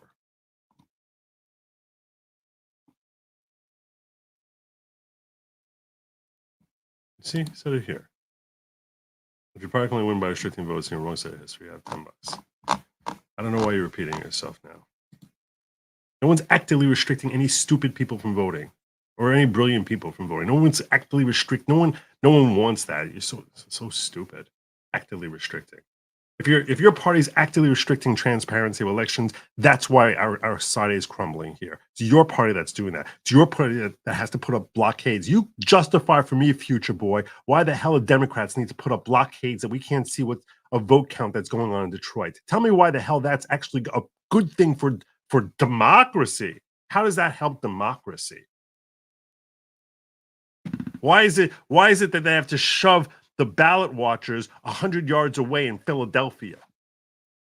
Tell me how that's a healthy democracy, rather than something that will invariably lead to accusations of outright cheating. You care about elections, you care about actually having a healthy country. Same day stock trade, transparency for Congress. Amen. Amen. Why people still believe their vote matters? It doesn't. Electoral college is the only thing that can decide the presidency. Yeah, the electoral college across all 50 states ultimately comes down to the majority in the vote. So you're technically accurate, but democracy, two wheels in a sheet deciding in dinner. Yep. Thank you. In 2016, and so too should Congresswoman Pelosi, instead of saying the 2016 election was, quote, hijacked. Quote, hijacked. Thank you.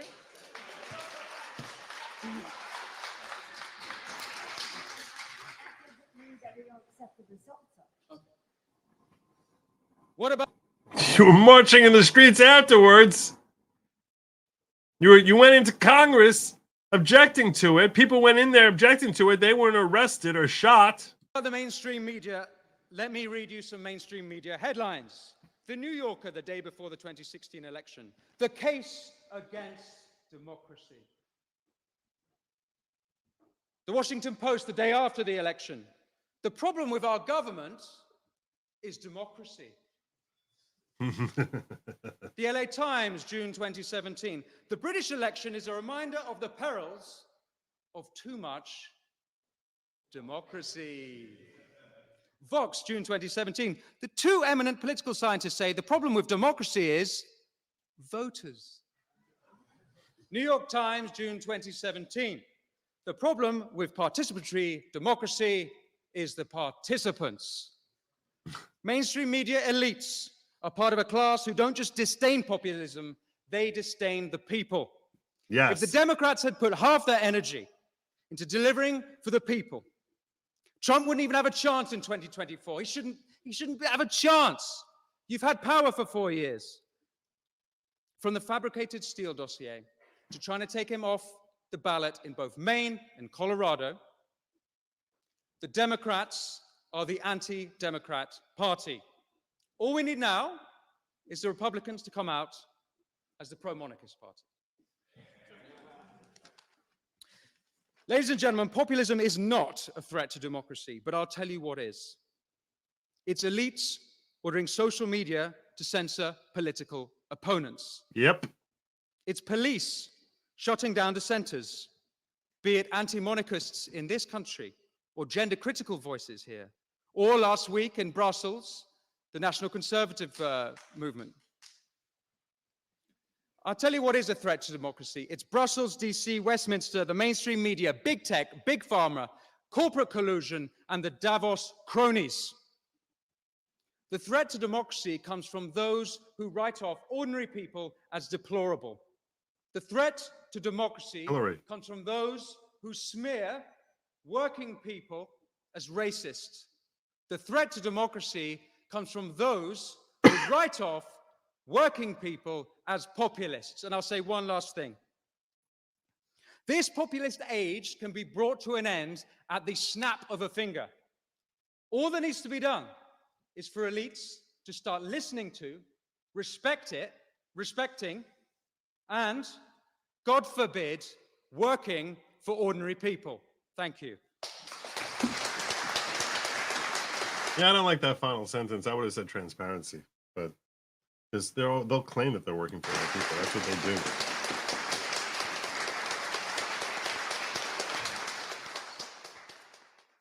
I'll bet those leftists end up voting with Nancy in the end. How hammered she sounded. Can I able to find that out? Can I find out how the vote went? Let me see. Oxford Union vote results.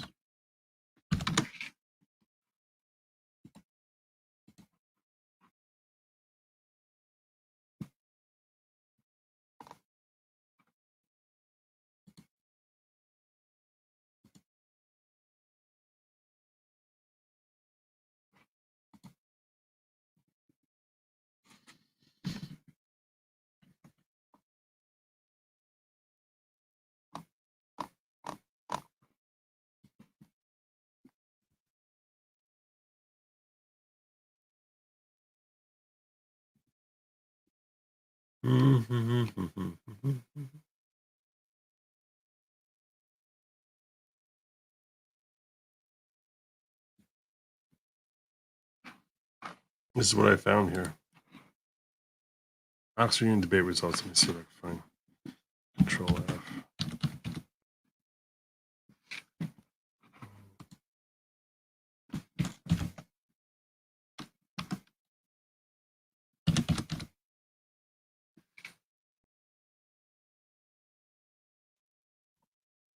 That's it? The left must reclaim popular? No, that's not it.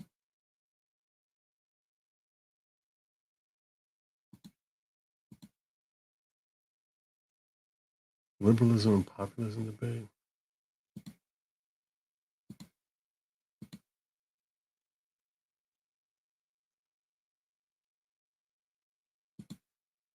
No. I don't know why it is, but recent debate results didn't work. I don't know. I don't know.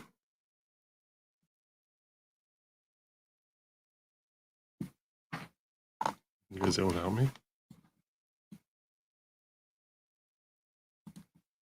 Liberty's well-armed lamb contesting the vote.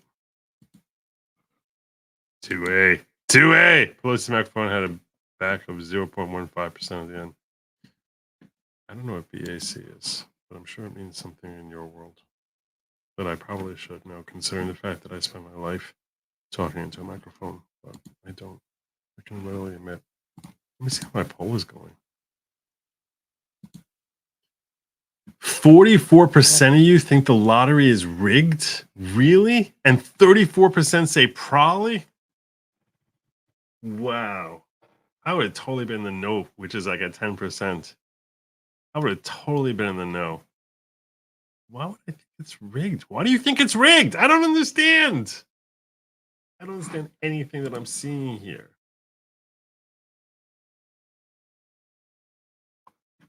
Oh, is it? Is it time for, is it time for that? Is it time for that?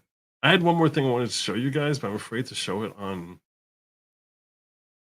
I actually had it queued up, and I was gonna put it in the title, and I started watching the video. I was like, "Oh man, I forgot. This is talking about like Joe Rogan and that eye medicine," and I was like, "I still don't know if I can talk about that on YouTube.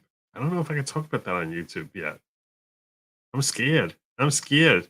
I'm like twice bitten, once shy now, because I got twice bitten by them. I got twice bitten. I'm scared. Not gonna kid you. He's talking about how like what was known, what wasn't known, and Joe Rogan and the whole eye medicine and horses and all that other stuff, and basically looking for forgiveness, saying we didn't know, we didn't know, we didn't know, and I'm like, yes, you did, you totally knew, you totally knew. See, this isn't kind. That's not kind. That's not kind. See, that's not kind. First of all, some wrestling is real. Okay, maybe not WWE, WWF, but you know, WWG might be. Some wrestling is real. That guy Rulon was real. You guys remember Rulon? Am I dating myself with it like that? With that? Rulon. Restaurant.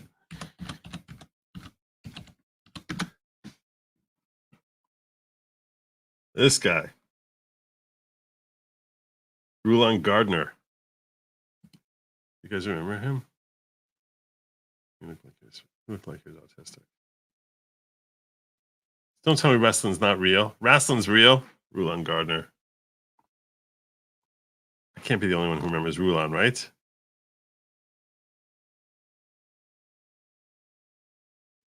Come on, you guys remember Rulon.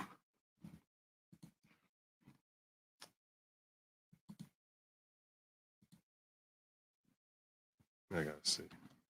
Why am I streaming the Trump trial? I didn't even mean to stream. I meant to put it on Twitter. I put it on Trump trial.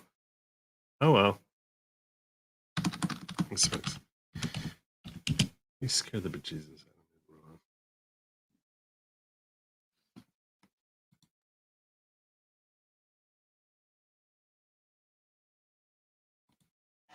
The final match of this Greco-Roman competition. Oh no, NBC is not going to be okay with me showing this. Carellin broke his grip. Gardner has. All right, we're going to skip on Rulon. I was going to do the Rulon moment, but I'm not going to. Let's give Joe a round of applause for being fair and civil to our resident troll future boy. I tried my hardest. I only consider the last one trolling. Like when you're saying the same thing you said earlier. I was really trying to be fair. Do I like...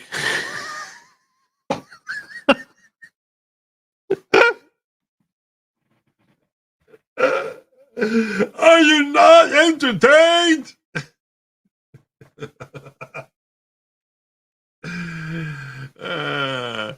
You make me fun. You make me laugh, Barracuda. You make me laugh. All right. Believe it or not, I actually have work to do. Colonel got subpoenaed by Congress May 24th. Oh, did he? Did he? I actually have work to do. In case you're wondering. I'm not giving you an update yet. My lawyer, Ron Baruti, you met him last week. He asked me to prepare an affidavit, and I said, I'll try to do it. And I started working on it, and I spent an hour on it so far. And I'm like, oh, God, I probably have to do this tonight.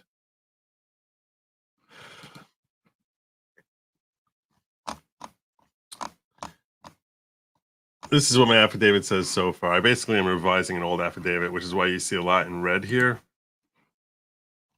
But it's this case I'm working on here. That should be tab over. Back. Why is that not doing that?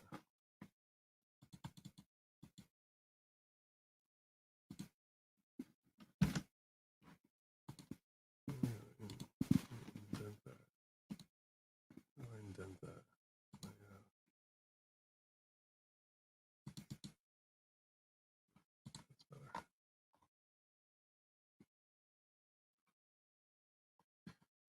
The motion debated by Marshall and Pelosi ultimately received a passing vote from those attending the Oxford Union event, 177-68 per Yahoo News. Thank you.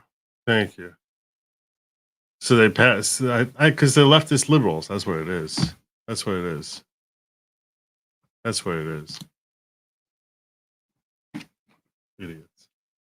All right. Well, anyway. I am the sole owner of co-petitioner Good Lawgic LLC, a New Jersey limited liability company, and one of the petitions herein. I'm fully familiar with the facts set forth below. I took out this part here. Anything you see in red means I took it out. Duly licensed attorney at law, the state. Attorney law. What?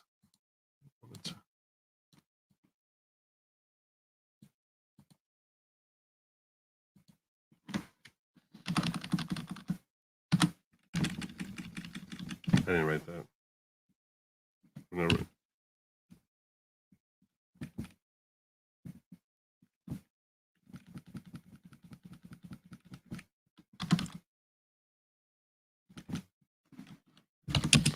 To practice.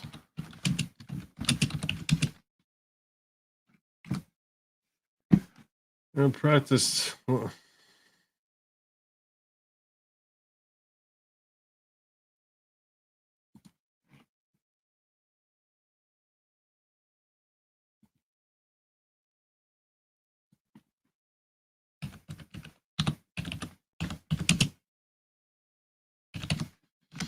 Residents in New York and in practice about 25 years. I'm back on primarily in commercial litigation.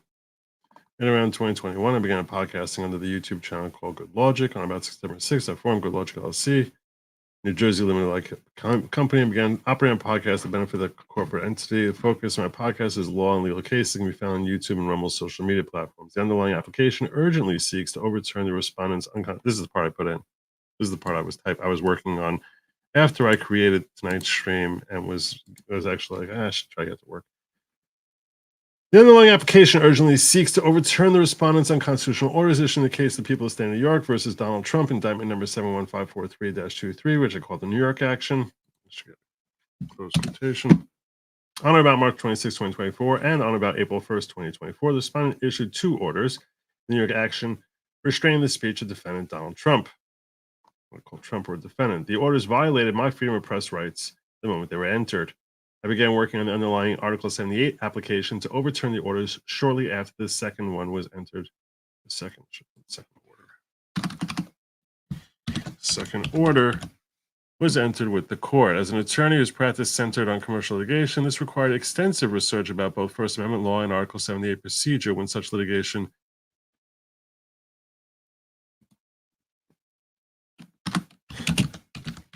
specifically when such litigations commence in the appellate division as the court of original jurisdiction.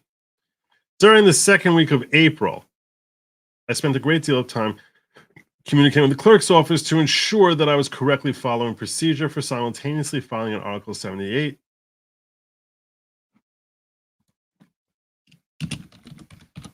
application together with an application for emergency injunctive relief in compliance with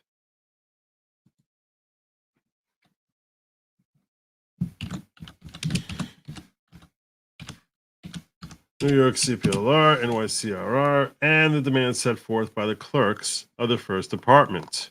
On or about April 10th, 2024, I submitted my notice petition with the court. At or around that time, the clerk designated docket number 2024-02457 to this action. I was told that I could not upload an Article 78 to the court directly, and that a NYSIF number would be created for this application later in the process. At this stage, I was directed to file all papers in the court's Dropbox referred to as digital submission. The hassle of digital submission is fourfold. Four problems with digital submission. First and foremost, digital submission is slower. Nothing reflects on the file until the court has an opportunity to process the file papers. Secondly, instead of adverse counsel being immediately notified via NYSIF, anybody files any documents filed. Any documents filed must be served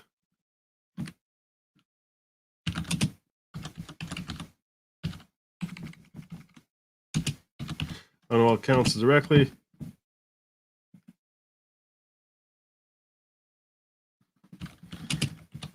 The filer is required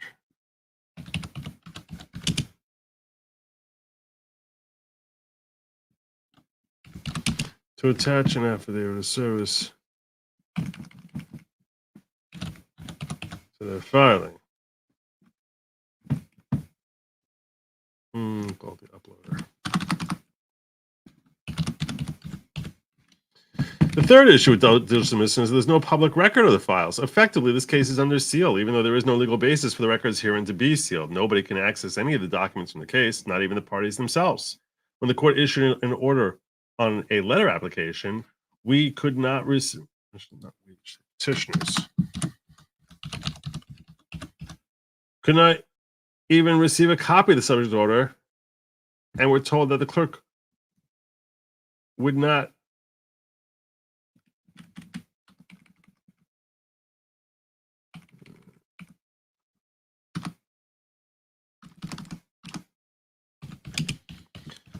permitted to email said order Outrageously, we were compelled to send the messenger to the court to retrieve a copy of the order.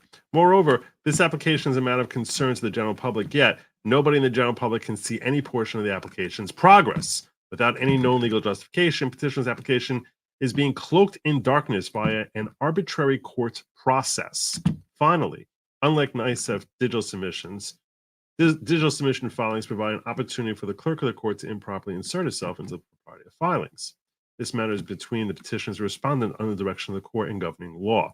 Repeatedly, petitioners have been tasked with convincing the clerk as to what papers petitioners may or may not file.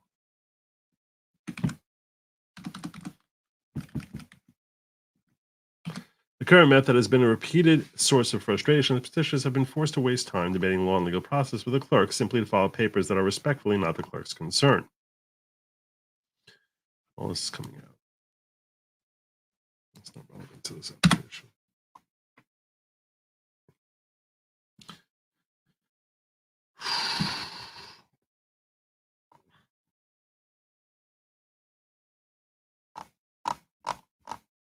Oh, yeah. While you're here, I'm supposed to hit this button here. Anyway, so I need to document everything that happened.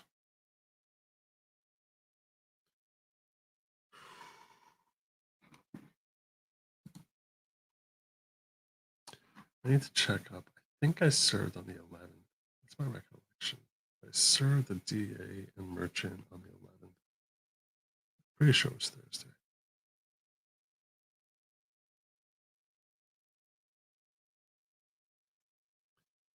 Must have been the 11th. I served them on the 11th and told them to be there on the 12th.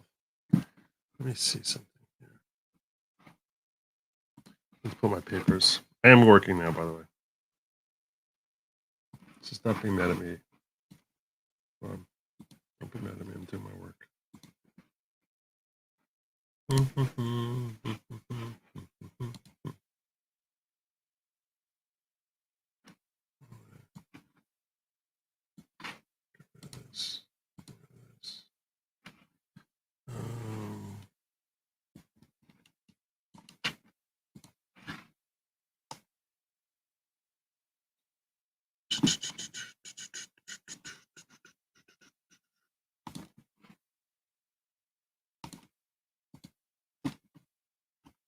Make sure I didn't miss anything here with you guys in the ghetto.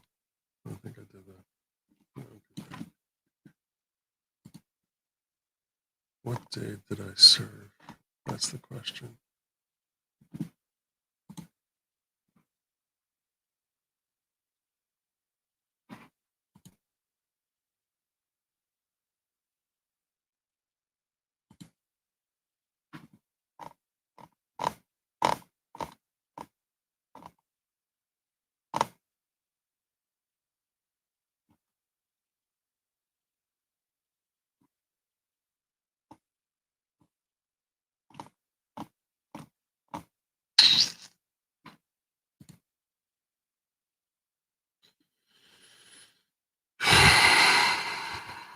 I don't see it here.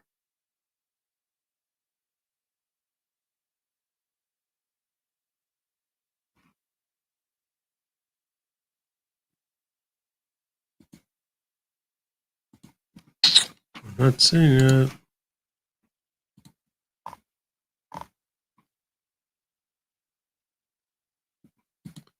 Joe, if we use funds for new keyword legs on, will you use it? Let me know if you need any PDF formatting help with it. So I learned how to do my PDF stuff. So I think I'm not going to need you to help me with that anymore.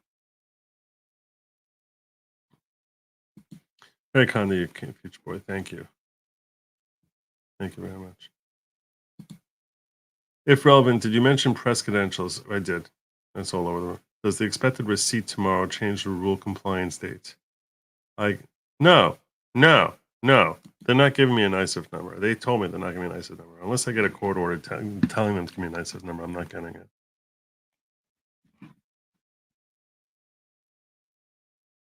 Which is not what I heard in the past.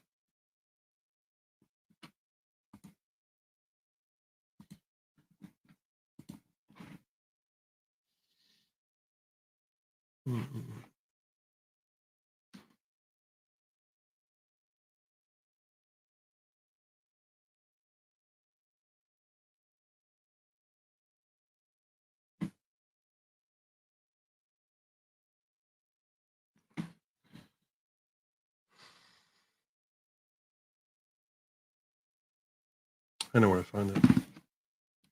I emailed it to Nathan. That's where I'll find it.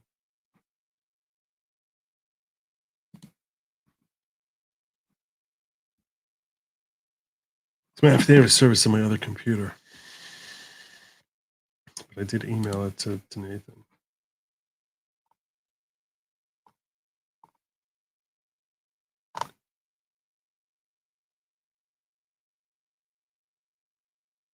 Serve.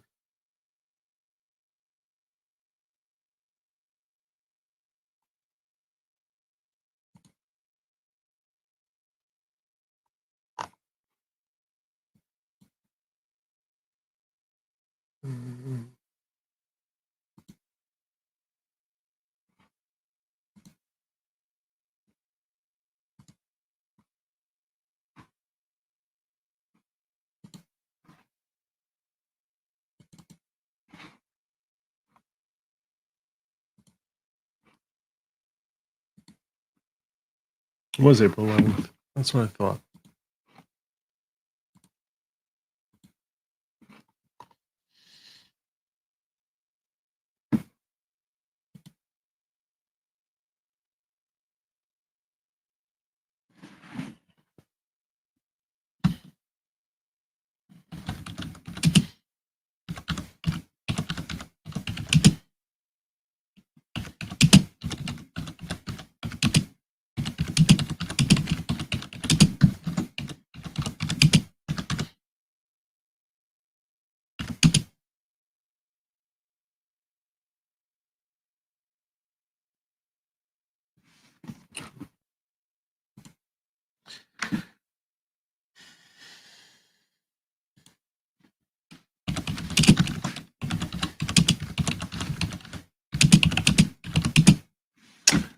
Let's add a review. Review. Accept all changes. That's much clearer. Okay.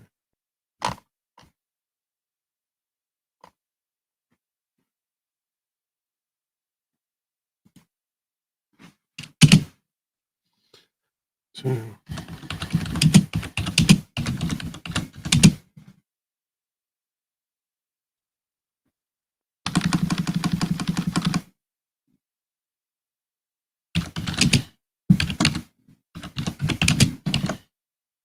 Dad.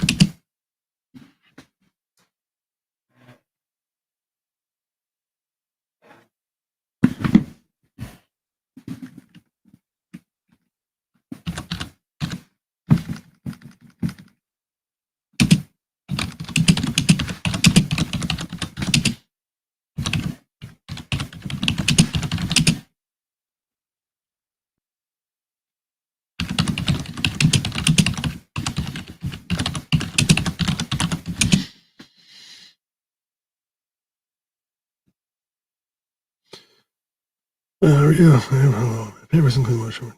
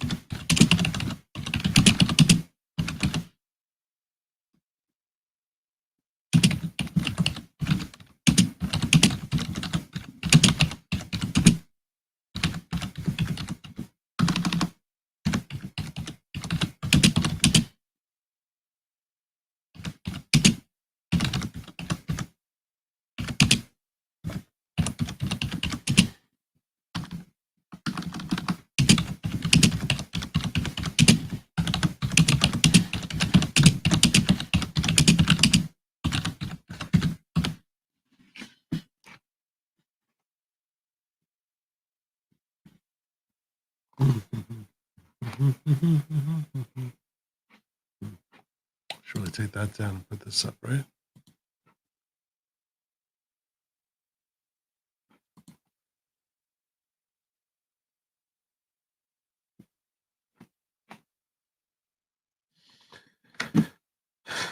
April 12th, I re-upload all my papers, including motion for injunctive relief and affidavit to serve. The clerk instructed me to wait for the review rather than come to court. During the course of the day, I called the clerk, urgent trying to get approval to appeal. Hard copies of papers.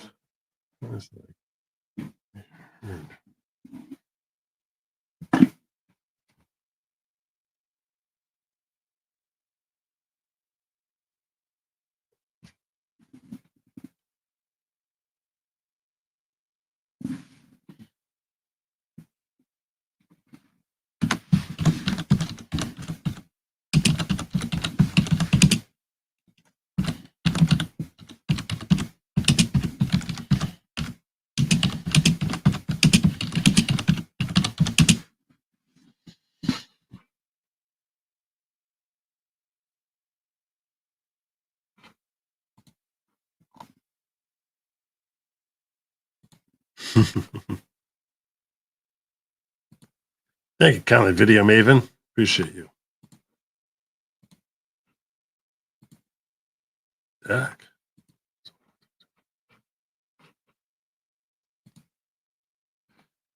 Despite paid telephone calls, it was not until what time did I get that? 4:20. I'll check my email. See what time the email came in.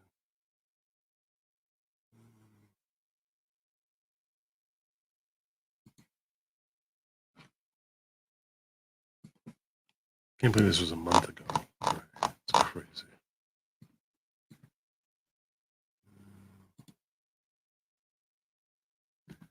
Find this fast.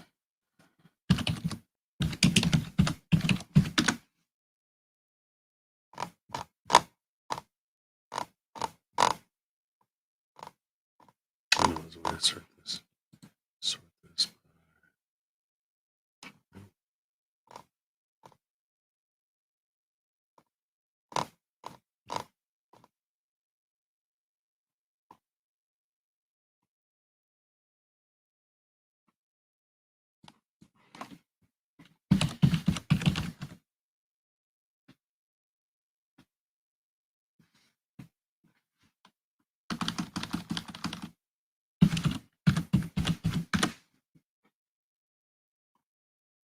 There it is.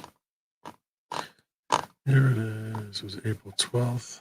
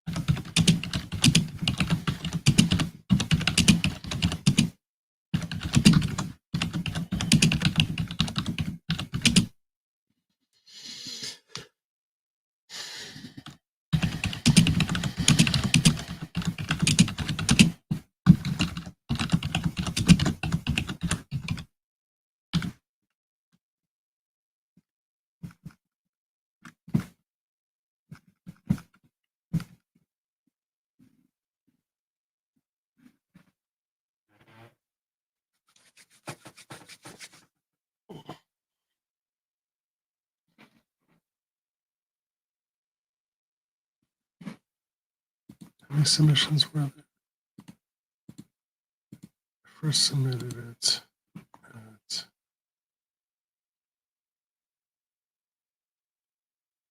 what time is this? 11:14, 11:10, 7:51.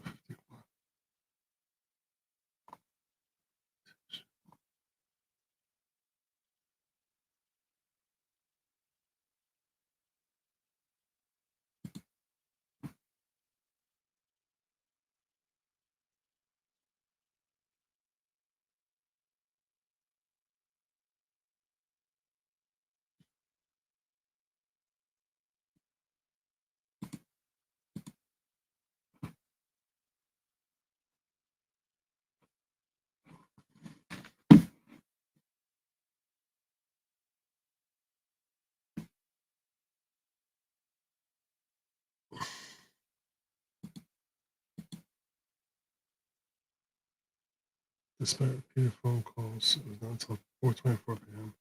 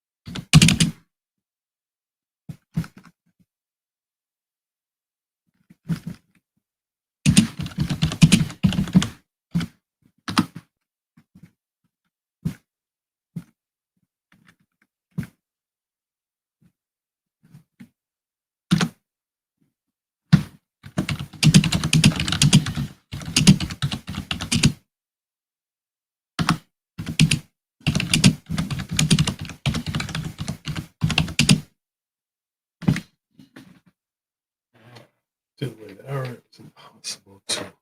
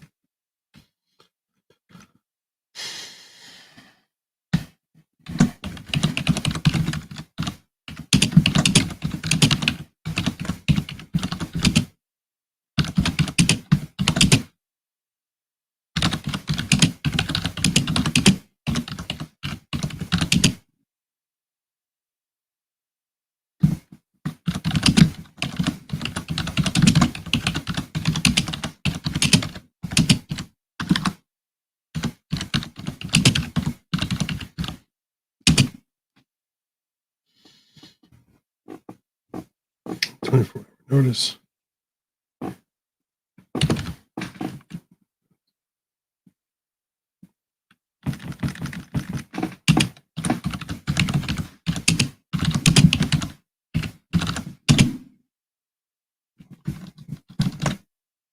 Zach! What happened? Why is it doing that? I don't like when it does that. No.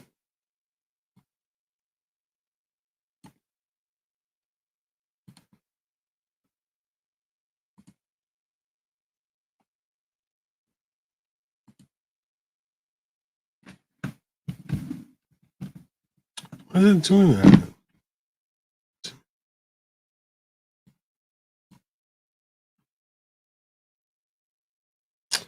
Oh, I know why. Insert a symbol. Symbols. Special. Search.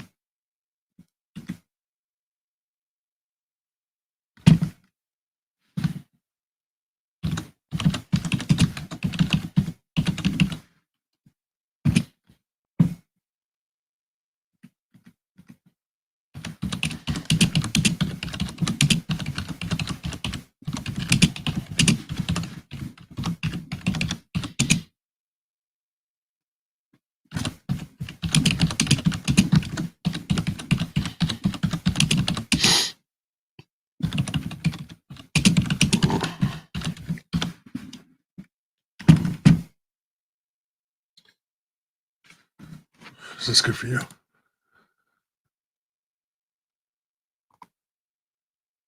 Oh, you're too kind.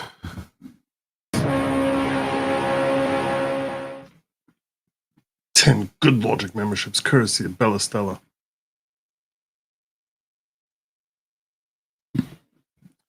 I'm trying to push the court to move this case along.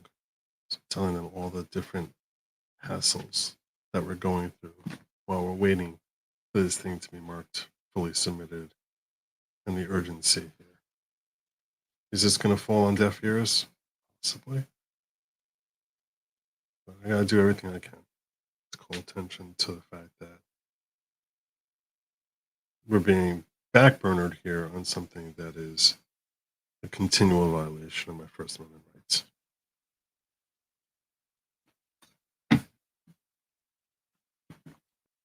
On April 16th, after I digitally submitted my papers,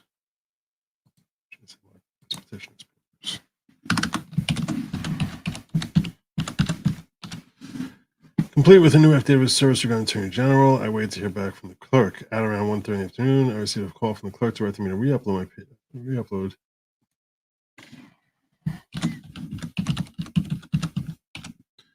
In a different format and to be in court to orally argue by 3 p.m. The clerk further had me re-upload my paper 2 more times, each time with a request to make a different formatting change. I tried commencing this application on April 10th. It was ready 6 days later. Each day the constitutional orders are made in effect. My First Amendment rights are continually prejudiced. Accordingly, I was going to drop everything and frankly waste the courthouse to finally.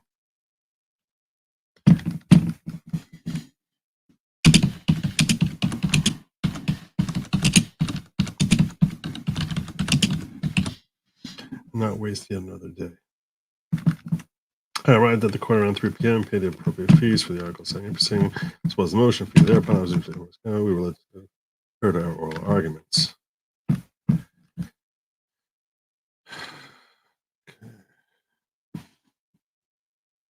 Accept all changes. Where's my review?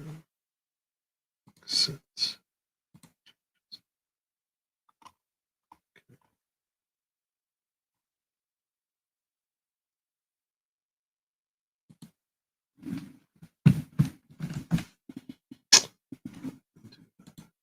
I want to have shortcuts.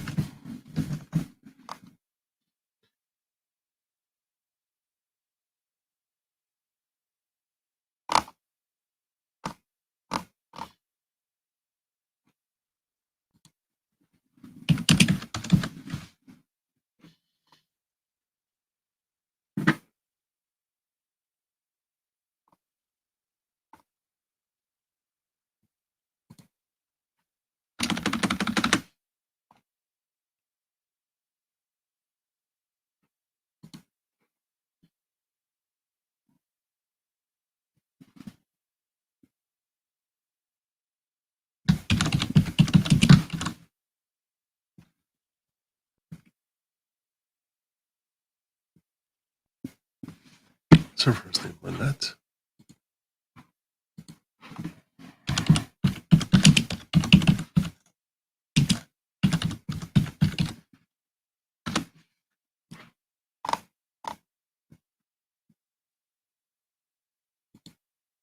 It's 2 L's. There's 2 L's.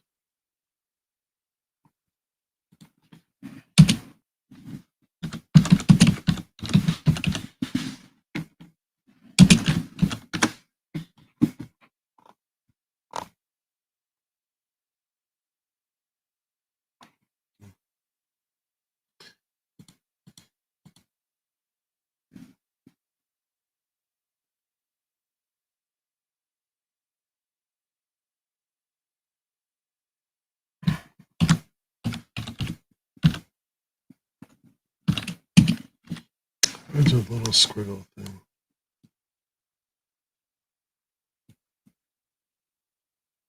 A little squiggle thing. There's a little squiggle thing over her name.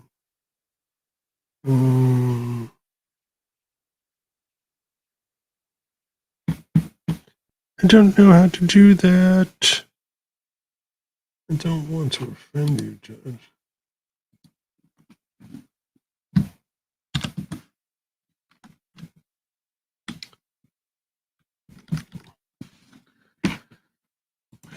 So, let me see how to do this.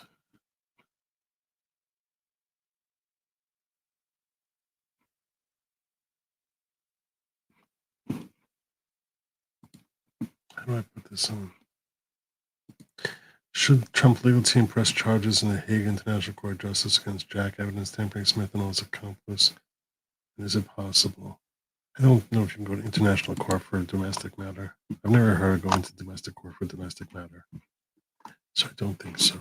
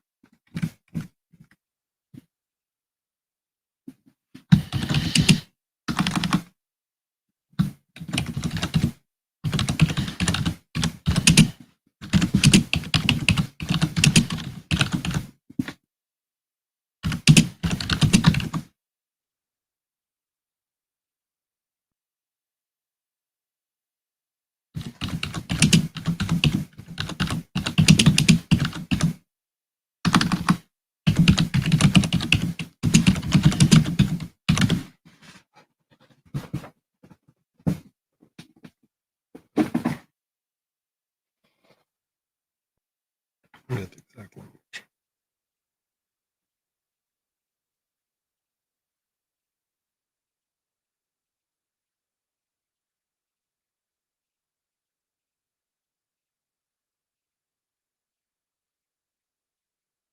Oh, I want to share this with you. I forgot to.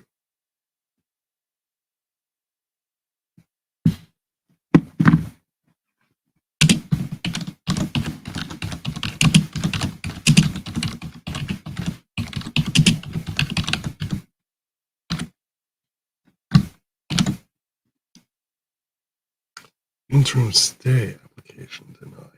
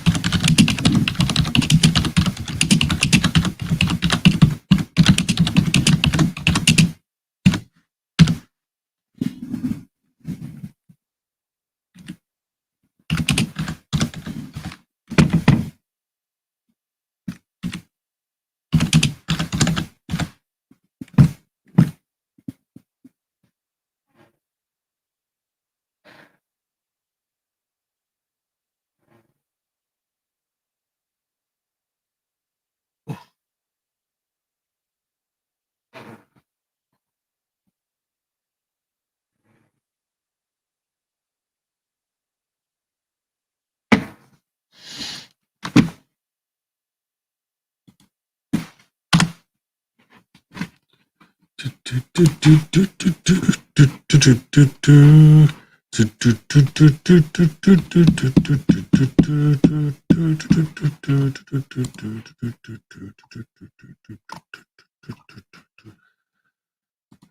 done.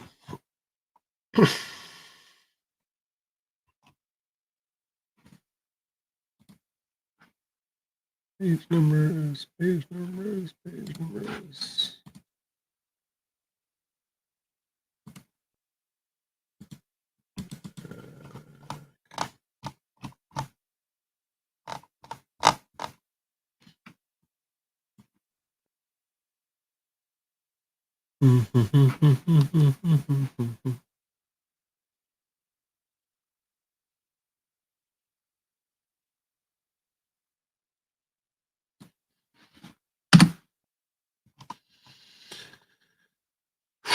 Why is this blue? That looks weird.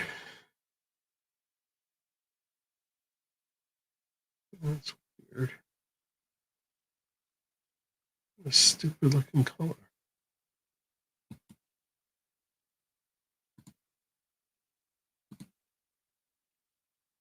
That's not doing anything.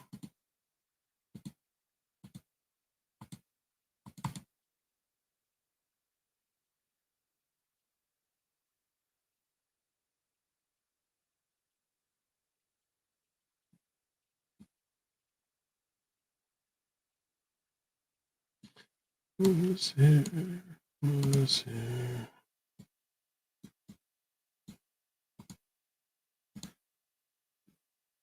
That's better. Interesting. There's a clone junction.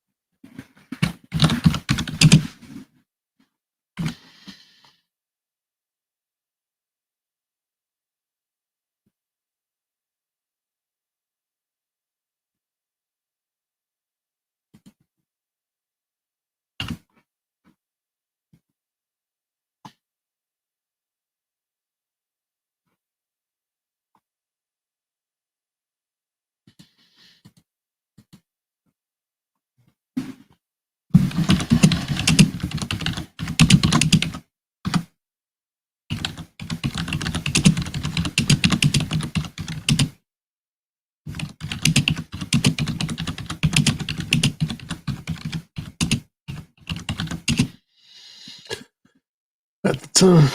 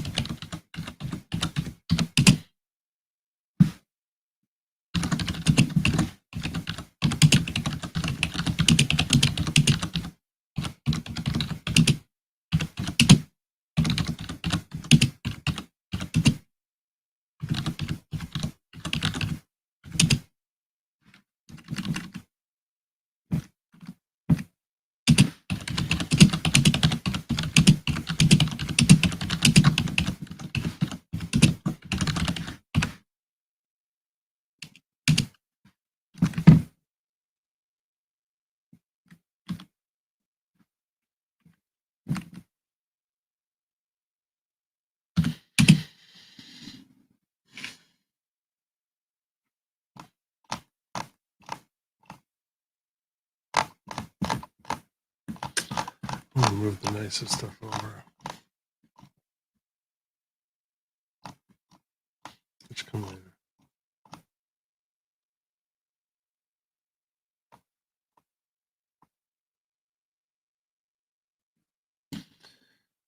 X.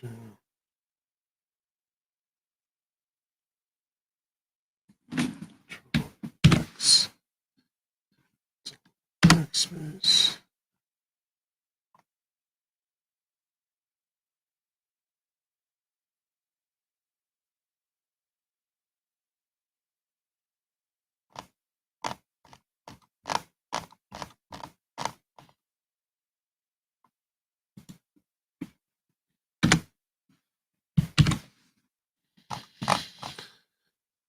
Okay.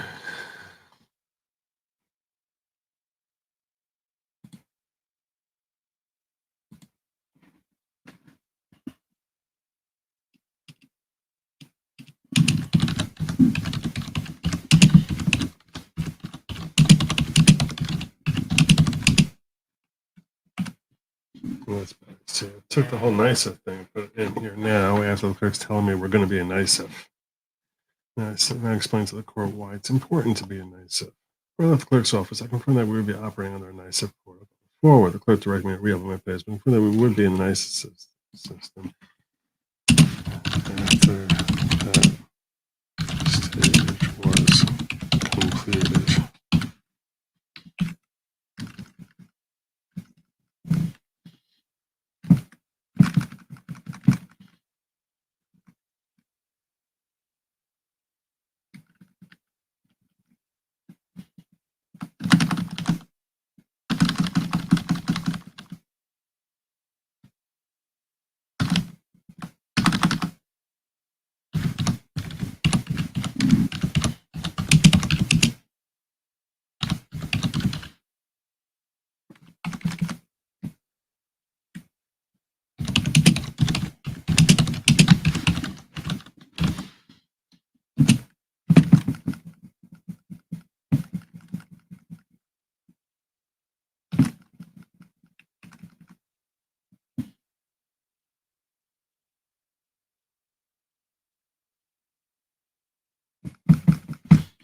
Take it improperly as aggressive.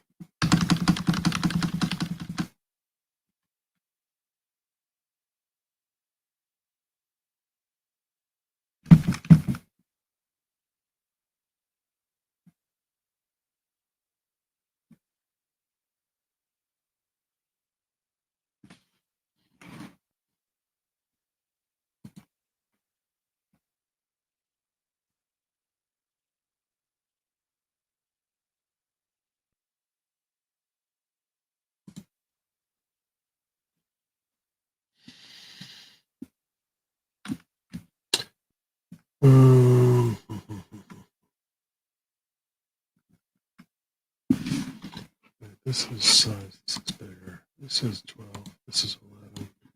Wait, it's all 12. This should all be 12. Okay, some size.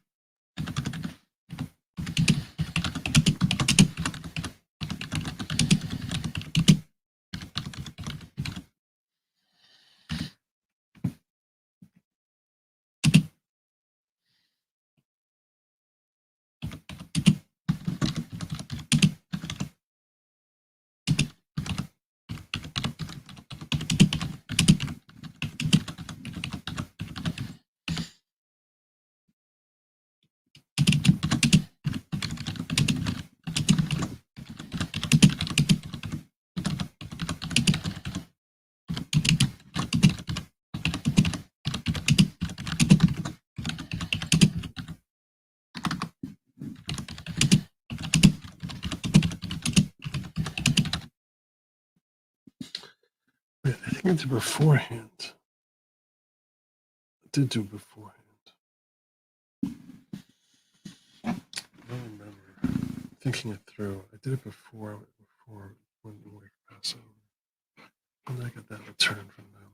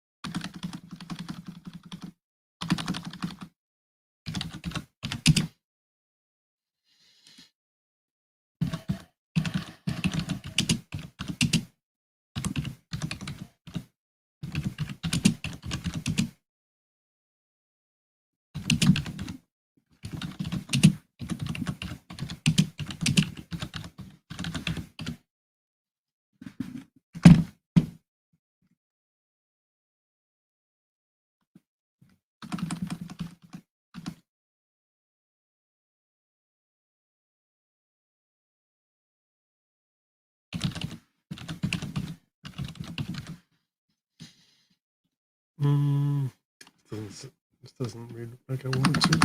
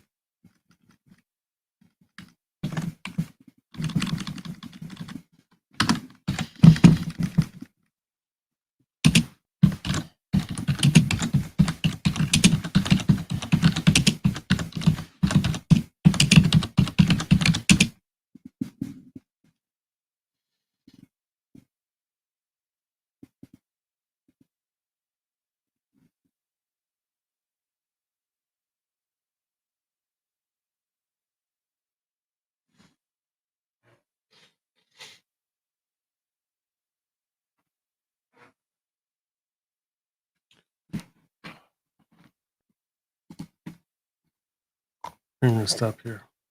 I think I'm pretty much done because he just wanted me to catch him up to speed. I don't think he needs any more from me. He might. Anything else? This is all I know. Let's review.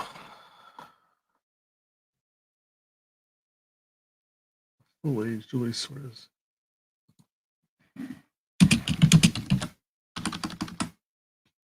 Jews don't swear, we affirm. What's his language?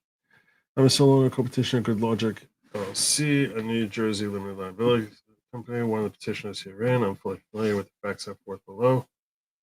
I'm an attorney in limited practice law in the state of New York. I've practiced for about 25 years. My background primarily is in commercial litigation. Around 2021, I began podcasting on the YouTube channel Good Lawgic.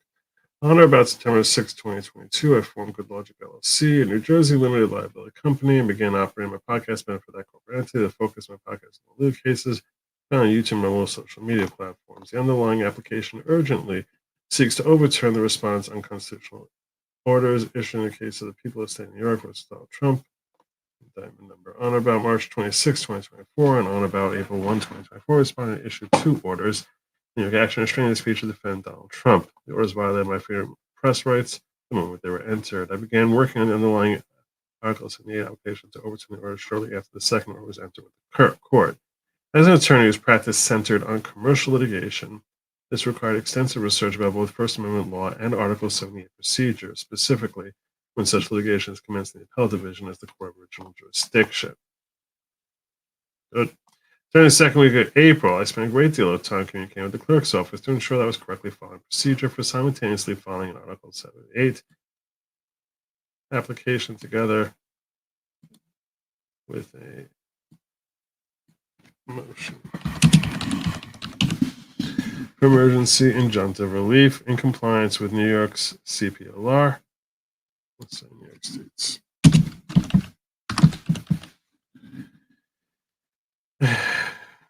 New York Code rules and regulations and demands set forth by the clerks of the First Department. On or about April 10, 2024, I submitted my petition notice petition with the court. At or around that time, clerk designated docket number 20240-02457 to this action.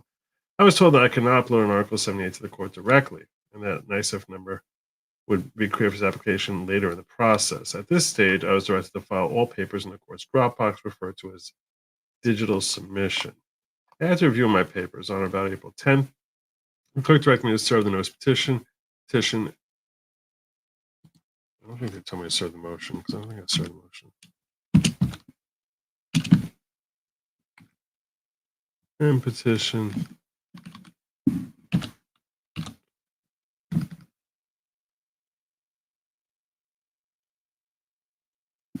Let's see.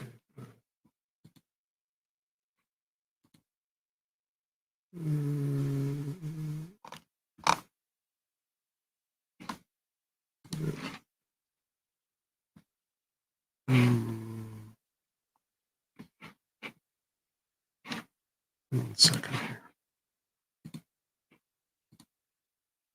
That's not right. Yeah.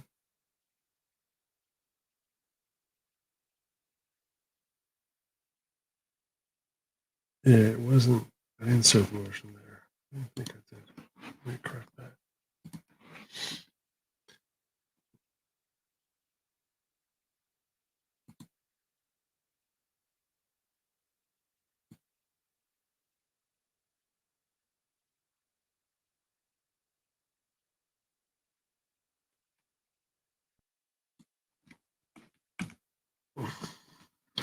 Currently honored by April 11, 2024, so all prizes directed by the clerk. Additionally, in accordance with NYCRR 202.7, I attached 24-hour notice.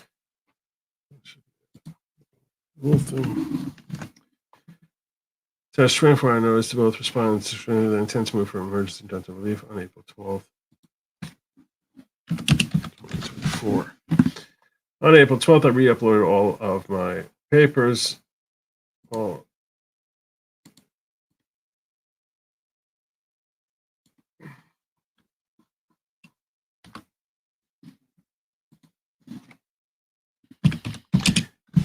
digital submission.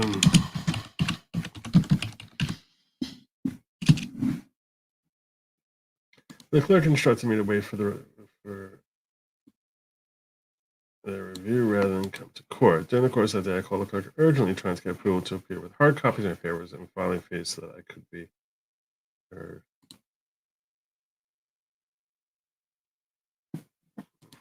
Be timely heard.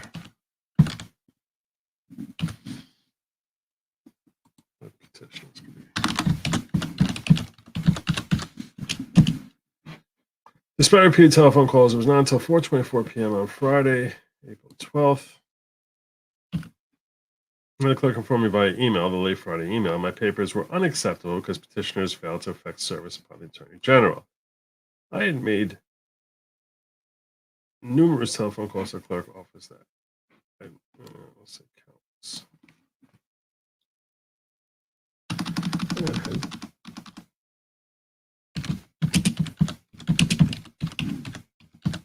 Countless telephone conversations.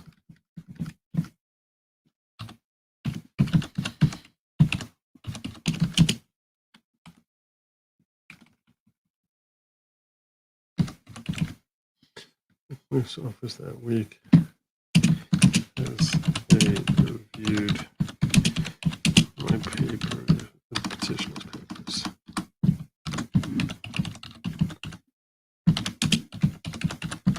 Multiple times.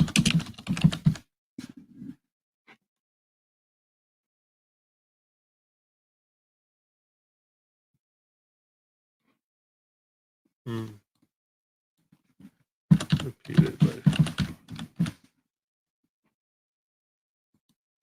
I had submitted my papers multiple times to clerk, and each time comported with any change demanded. Any change.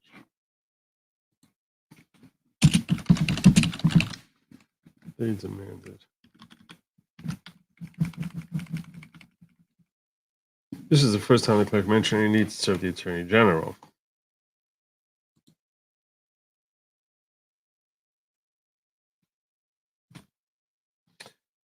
I was in New Jersey when I received the late Friday email due to the late hour. It was impossible to effect service on the Attorney General until Monday, April 15th. Additionally, despite service having been timely,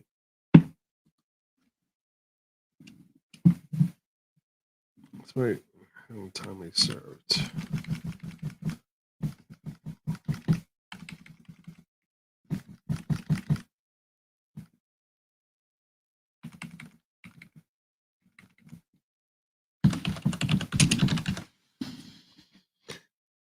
Okay, constructing the pursuant to NYC, I would need to provide the attention of a 24-hour notice of emergency request for injunctive relief. Accordingly, on April 15, 2024, I served Attorney General with the complete set of petitioner's papers, including a copy of the TRO application and Rule 2027 notice that petitioners would move for injunctive relief on April 16th. On April 16th, after I digitally submitted petitioner's papers, that's not spelled right, complete with the new affidavit service granted, I waited to hear back from the clerk. At around 1:30 in the afternoon, I received a call from the clerk directing me to re-upload petitioner's papers in a different format to be in court to orally or at 3 p.m. The clerk further had me read 2 more times.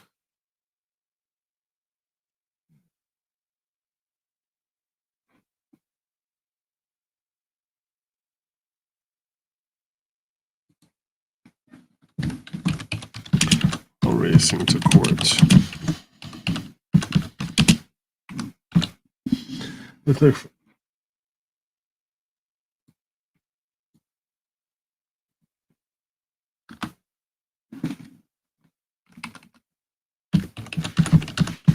Directed me to read it only 2 more times, each time request to make a different formatting change. I tried.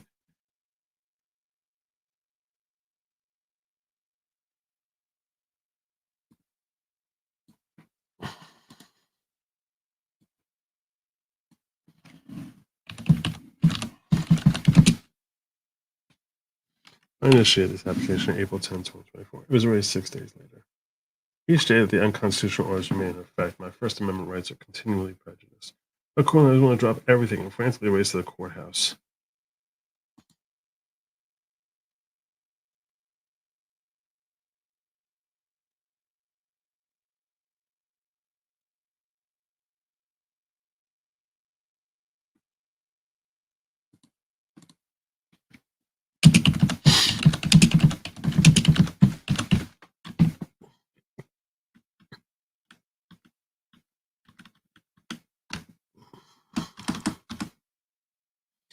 Finally, race to the courthouse. I was willing to drop everything and finally race to the courthouse and not wasting another day before being heard. I arrived at the court around 3 p.m. and paid the appropriate fees for the, as well as the motion fee. Thereupon, I was introduced to Everest counsel. We were led by the clerk to Honorary Rosado for oral arguments. Judge Rosado patiently listened to oral arguments from petitioners, the assistant attorney, the counsel from the Office of Court Administration, on behalf of respondent. We were sent to the wait in the lobby while the court rendered its verdict. Approximately 15 minutes later, the court rendered a decision that read interim stay application denied. While the stay had been denied, petitioner's application for preliminary injunction remained adjudicated. At that juncture, Everest counsel and the clerk began discussing with me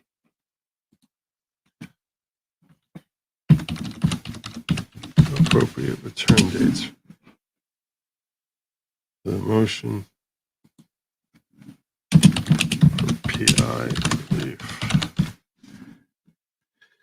There were several factors that came up during the course of our discussion. These factors included that 1, I'm a Sabbath-observant Jew. 2, holiday Passover commenced on April 22, and its concluding days precluded my ability to work on the final days of Passover, including Monday, April 29, 2024. 3, motions need to be returnable on a Monday morning. 4, the next available date to make the motion returnable would be May 6, 2024. 5, the notice petition also had a return date of May 6, 2024. And 6, the relief sought in the motion was essentially identical to the relief sought in the Article 78 application. Based on the foregoing, we jointly agreed that Everest counsel would submit their opposition by April 29, 2024. Petitioners would reply in opposition by 10 a.m. on May 6, and the motion would be returnable on May 6. The motion would also be returned.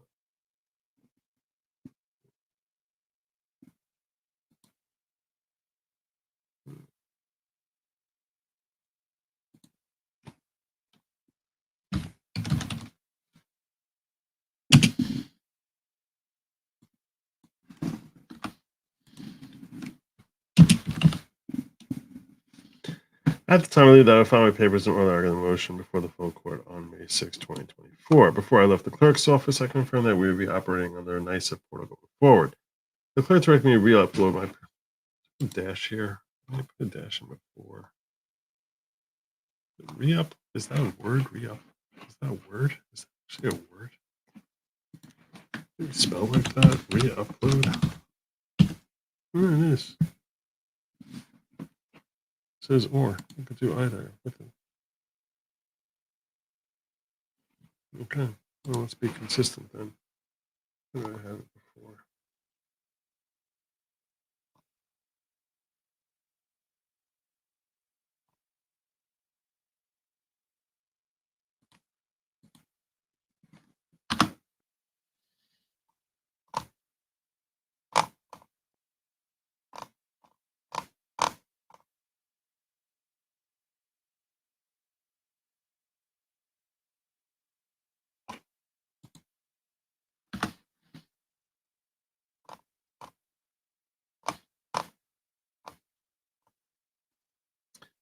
I filed a paper with oral motion. Before I left the clerk's office, I confirmed that we would be operating on the NICEF portal going forward. The clerk directed me to re-upload my papers and confirmed that we would be in NICEF since after that stage was completed. The difficulties in using digital submission in place of NICEF is fourfold.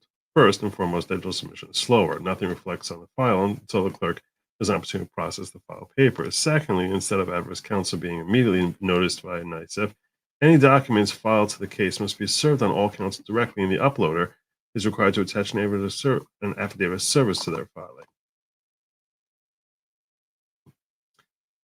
The third issue with digital submission is that there's no public record of the file.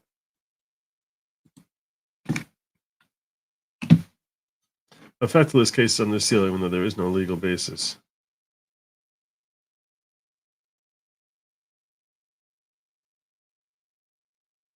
The records herein to be sealed. Nobody can access any of the documents in this case, not even the parties themselves. When the court issued an order on letter application, petitioners could not receive a copy of the subject. And we're told that the clerk was not permitted to email said order outrageously. We were compelled to send petitioners. Were compelled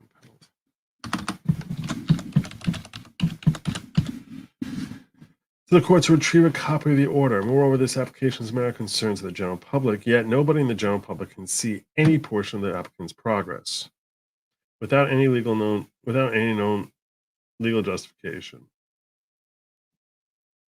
Petitioner's application is being cloaked in darkness via an arbitrary court process. Finally, unlike NICEF, digital submission filings provide an opportunity for the clerk of court to insert itself into the propriety of filings. This matter is between the petitioners and respondent under the direction of the court and governing law. Repeatedly, petitioners have been tasked with convincing the clerk as to what papers petitioners may or may not file. The current method has been a repeated source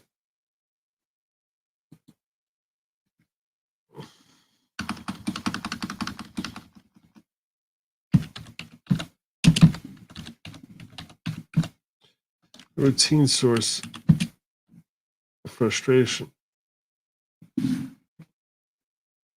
As petitioners have been forced to waste time debating law and legal process, clerks simply file papers that are respectfully not the clerk's concern. On or about April 18th, I uploaded the petitioner's full set of papers to digital submission.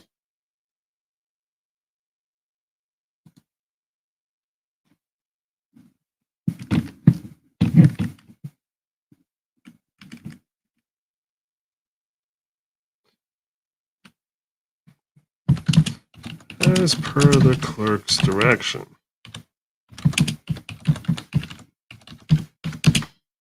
I uploaded the petitioner's full set of papers to the digital submission through digital submission.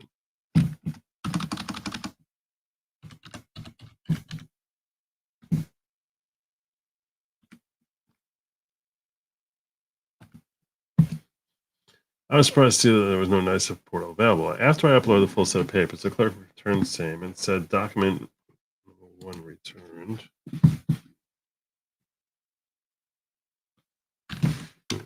Let's say he wrote.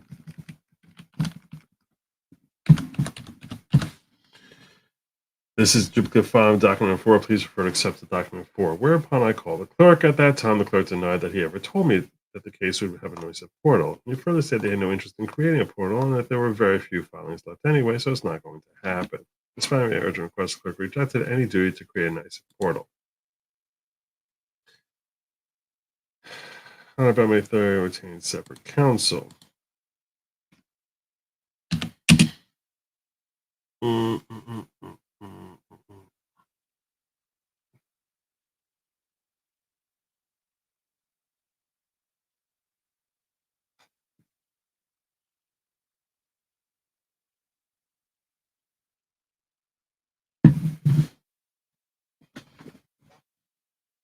Let's go further.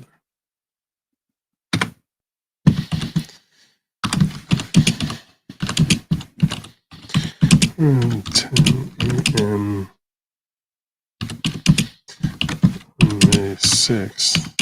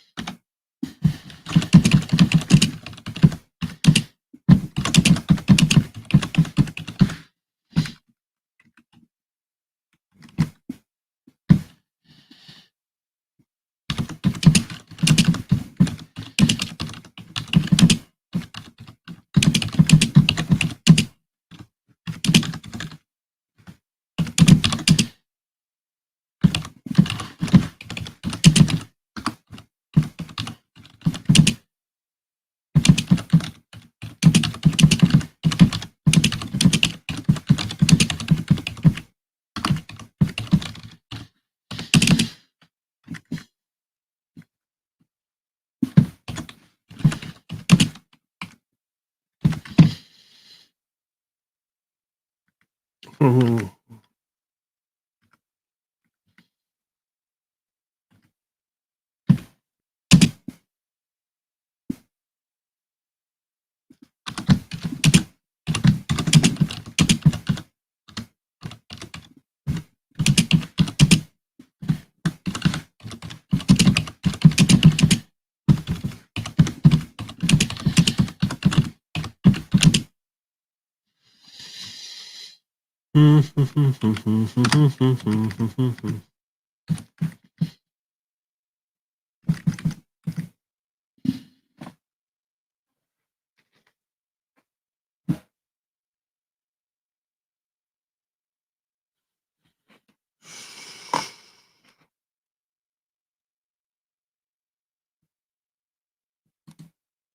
Oh, thank you, Tam. You're too kind.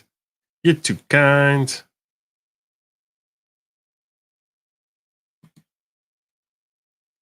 Almost done here.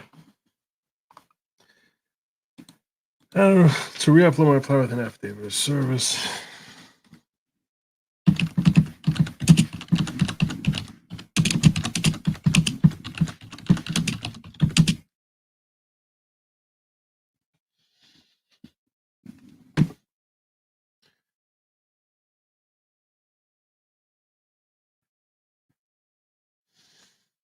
At that time, I was meant to re-upload my reply with an affidavit of service attached. I was further told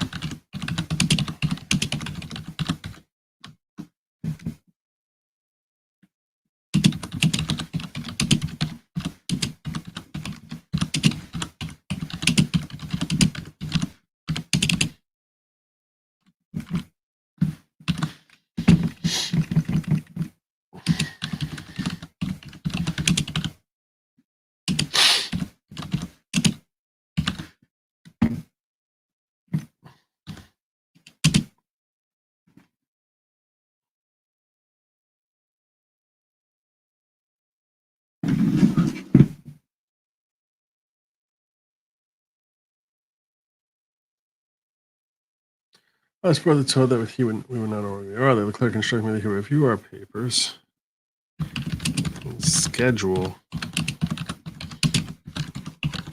oral argument.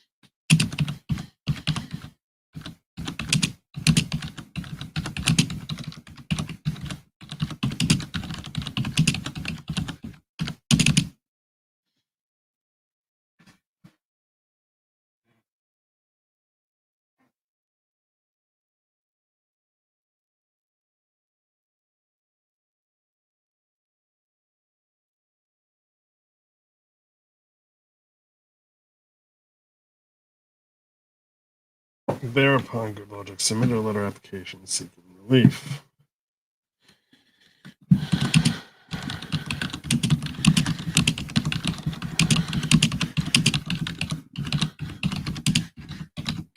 Capacity.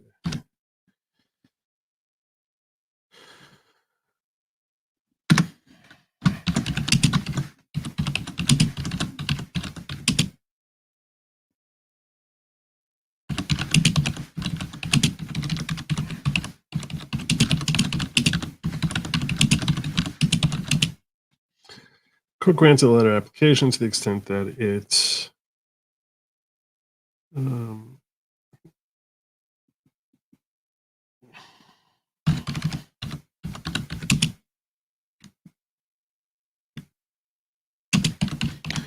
only to the extent that it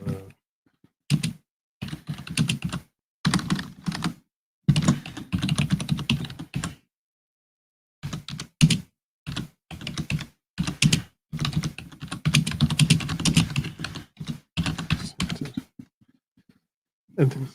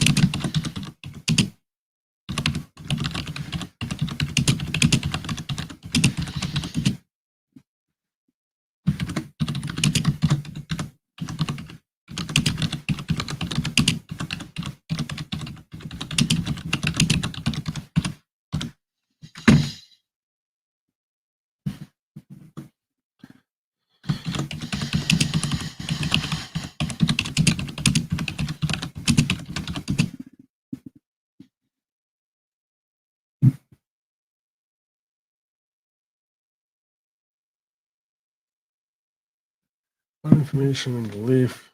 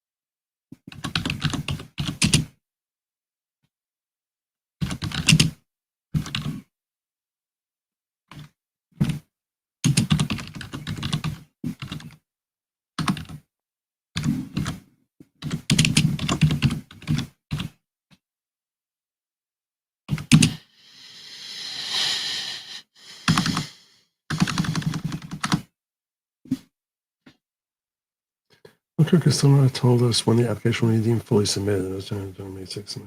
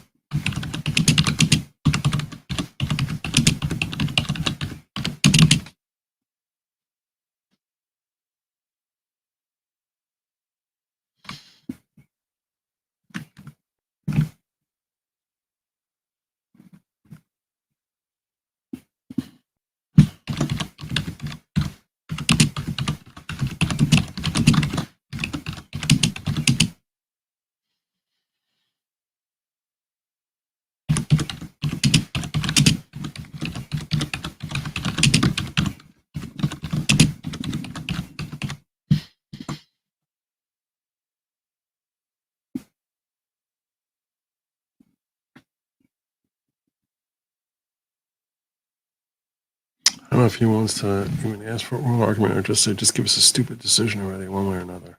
Just decide today.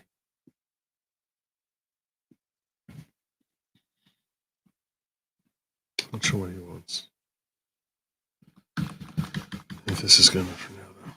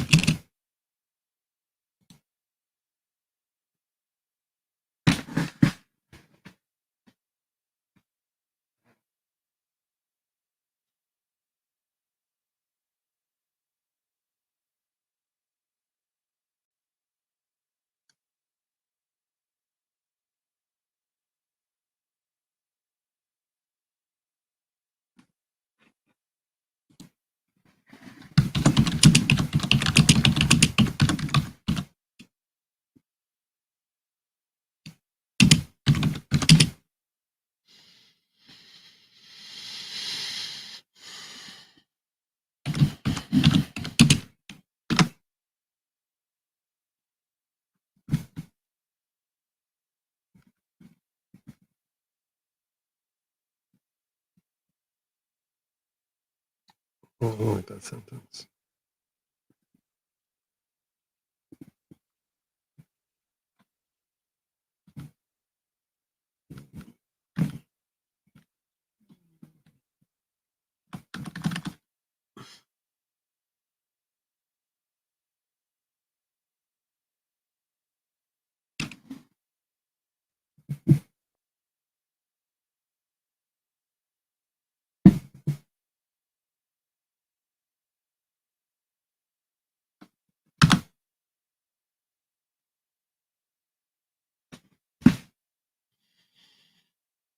Fairness dictates the application of language of the Fairness Department for too long. Justice delayed is justice denied.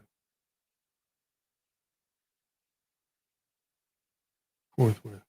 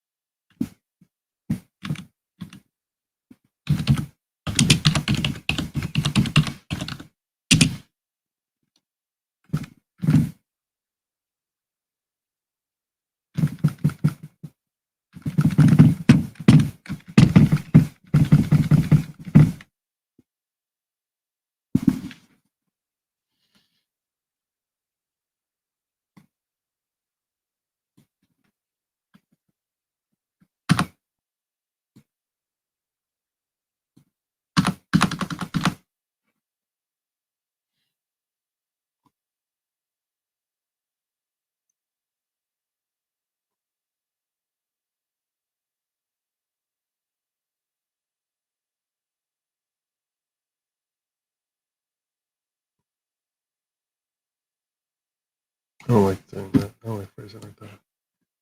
Telephone.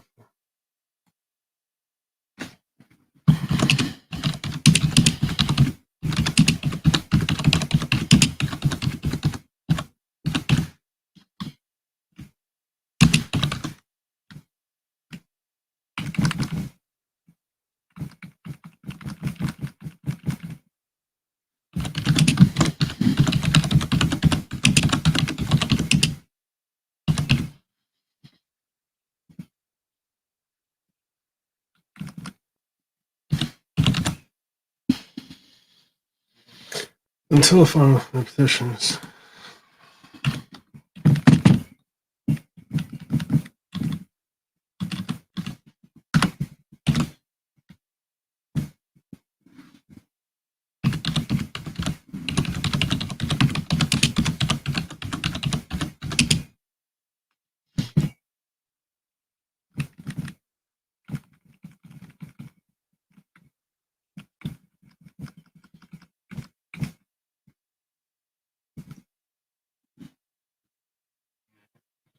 I respectfully urge the court to remedy the situation where the court should grant petitioner's application forthwith and publish it.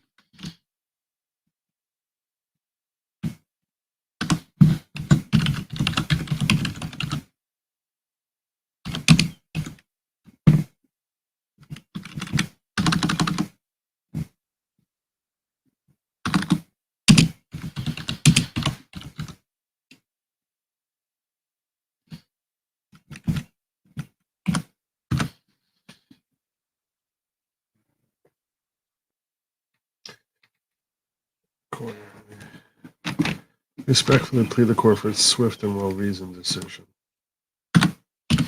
That's good. I respectfully urge the court to remedy the situation immediately. The court should grant the application forthwith and direct the clerk to publish same on NICEF. In lieu thereof, deny the application in its entirety.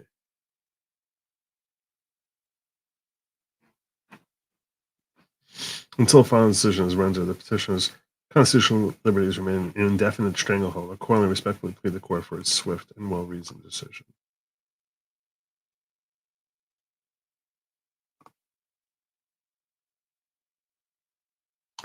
I like it.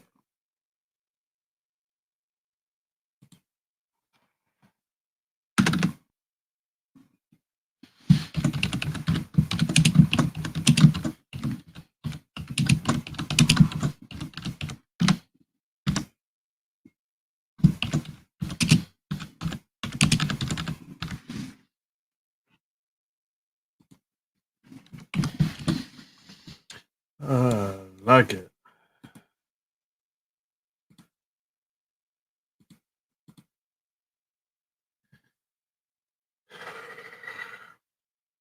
That's a better ending. It's respectful.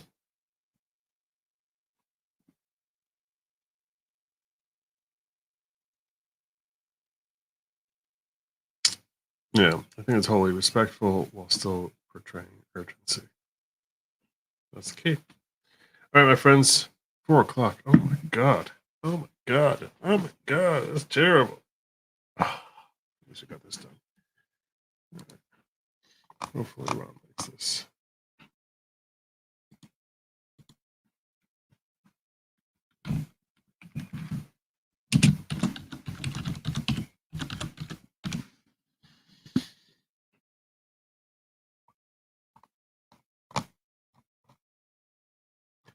La la la la la la la la la. Da, da, da, da, da, da, da. Why don't you like my comma? You don't like my comma? I'll take the comma out.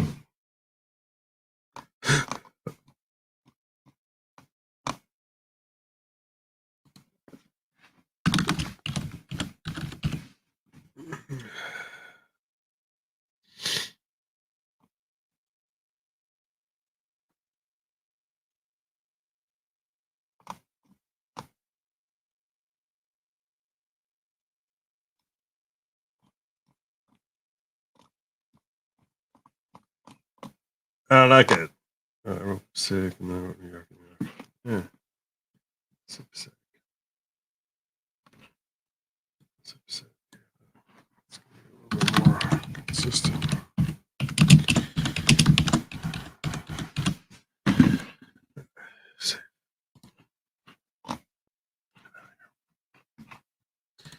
All right, friends. I'm going to email this over to Ron. Oh, I'm going to say this somewhere.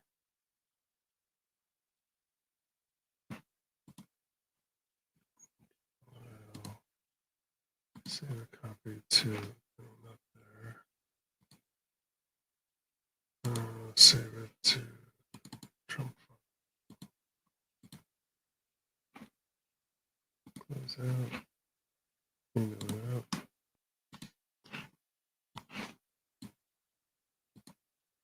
Email it out to Ron.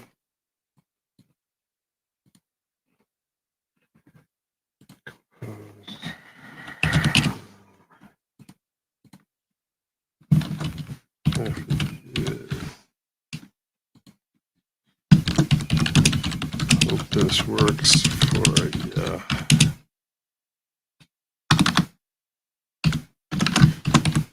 Jim.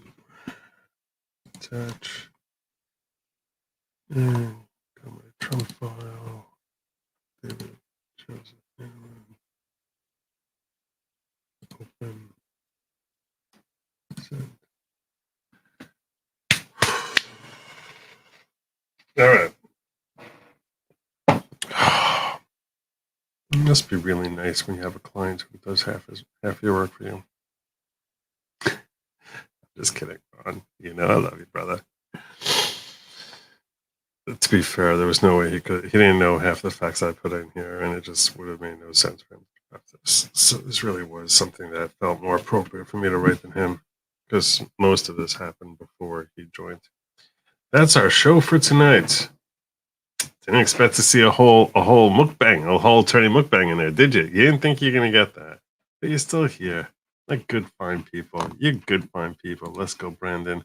I've seen this movie before. One lawyer, two index fingers. But what in the holy F are you?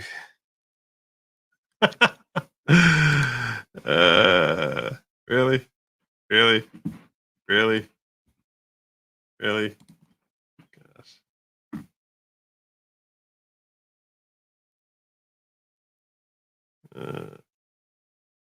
All right. Well, my friends, I think it's time to go. Thank you all for joining me. I will see you all tomorrow. I'll have updates. Updates are coming your way on this whole ungag Trump motion. Until then, do not eat the bugs. Have a good night. And as always, Godspeed.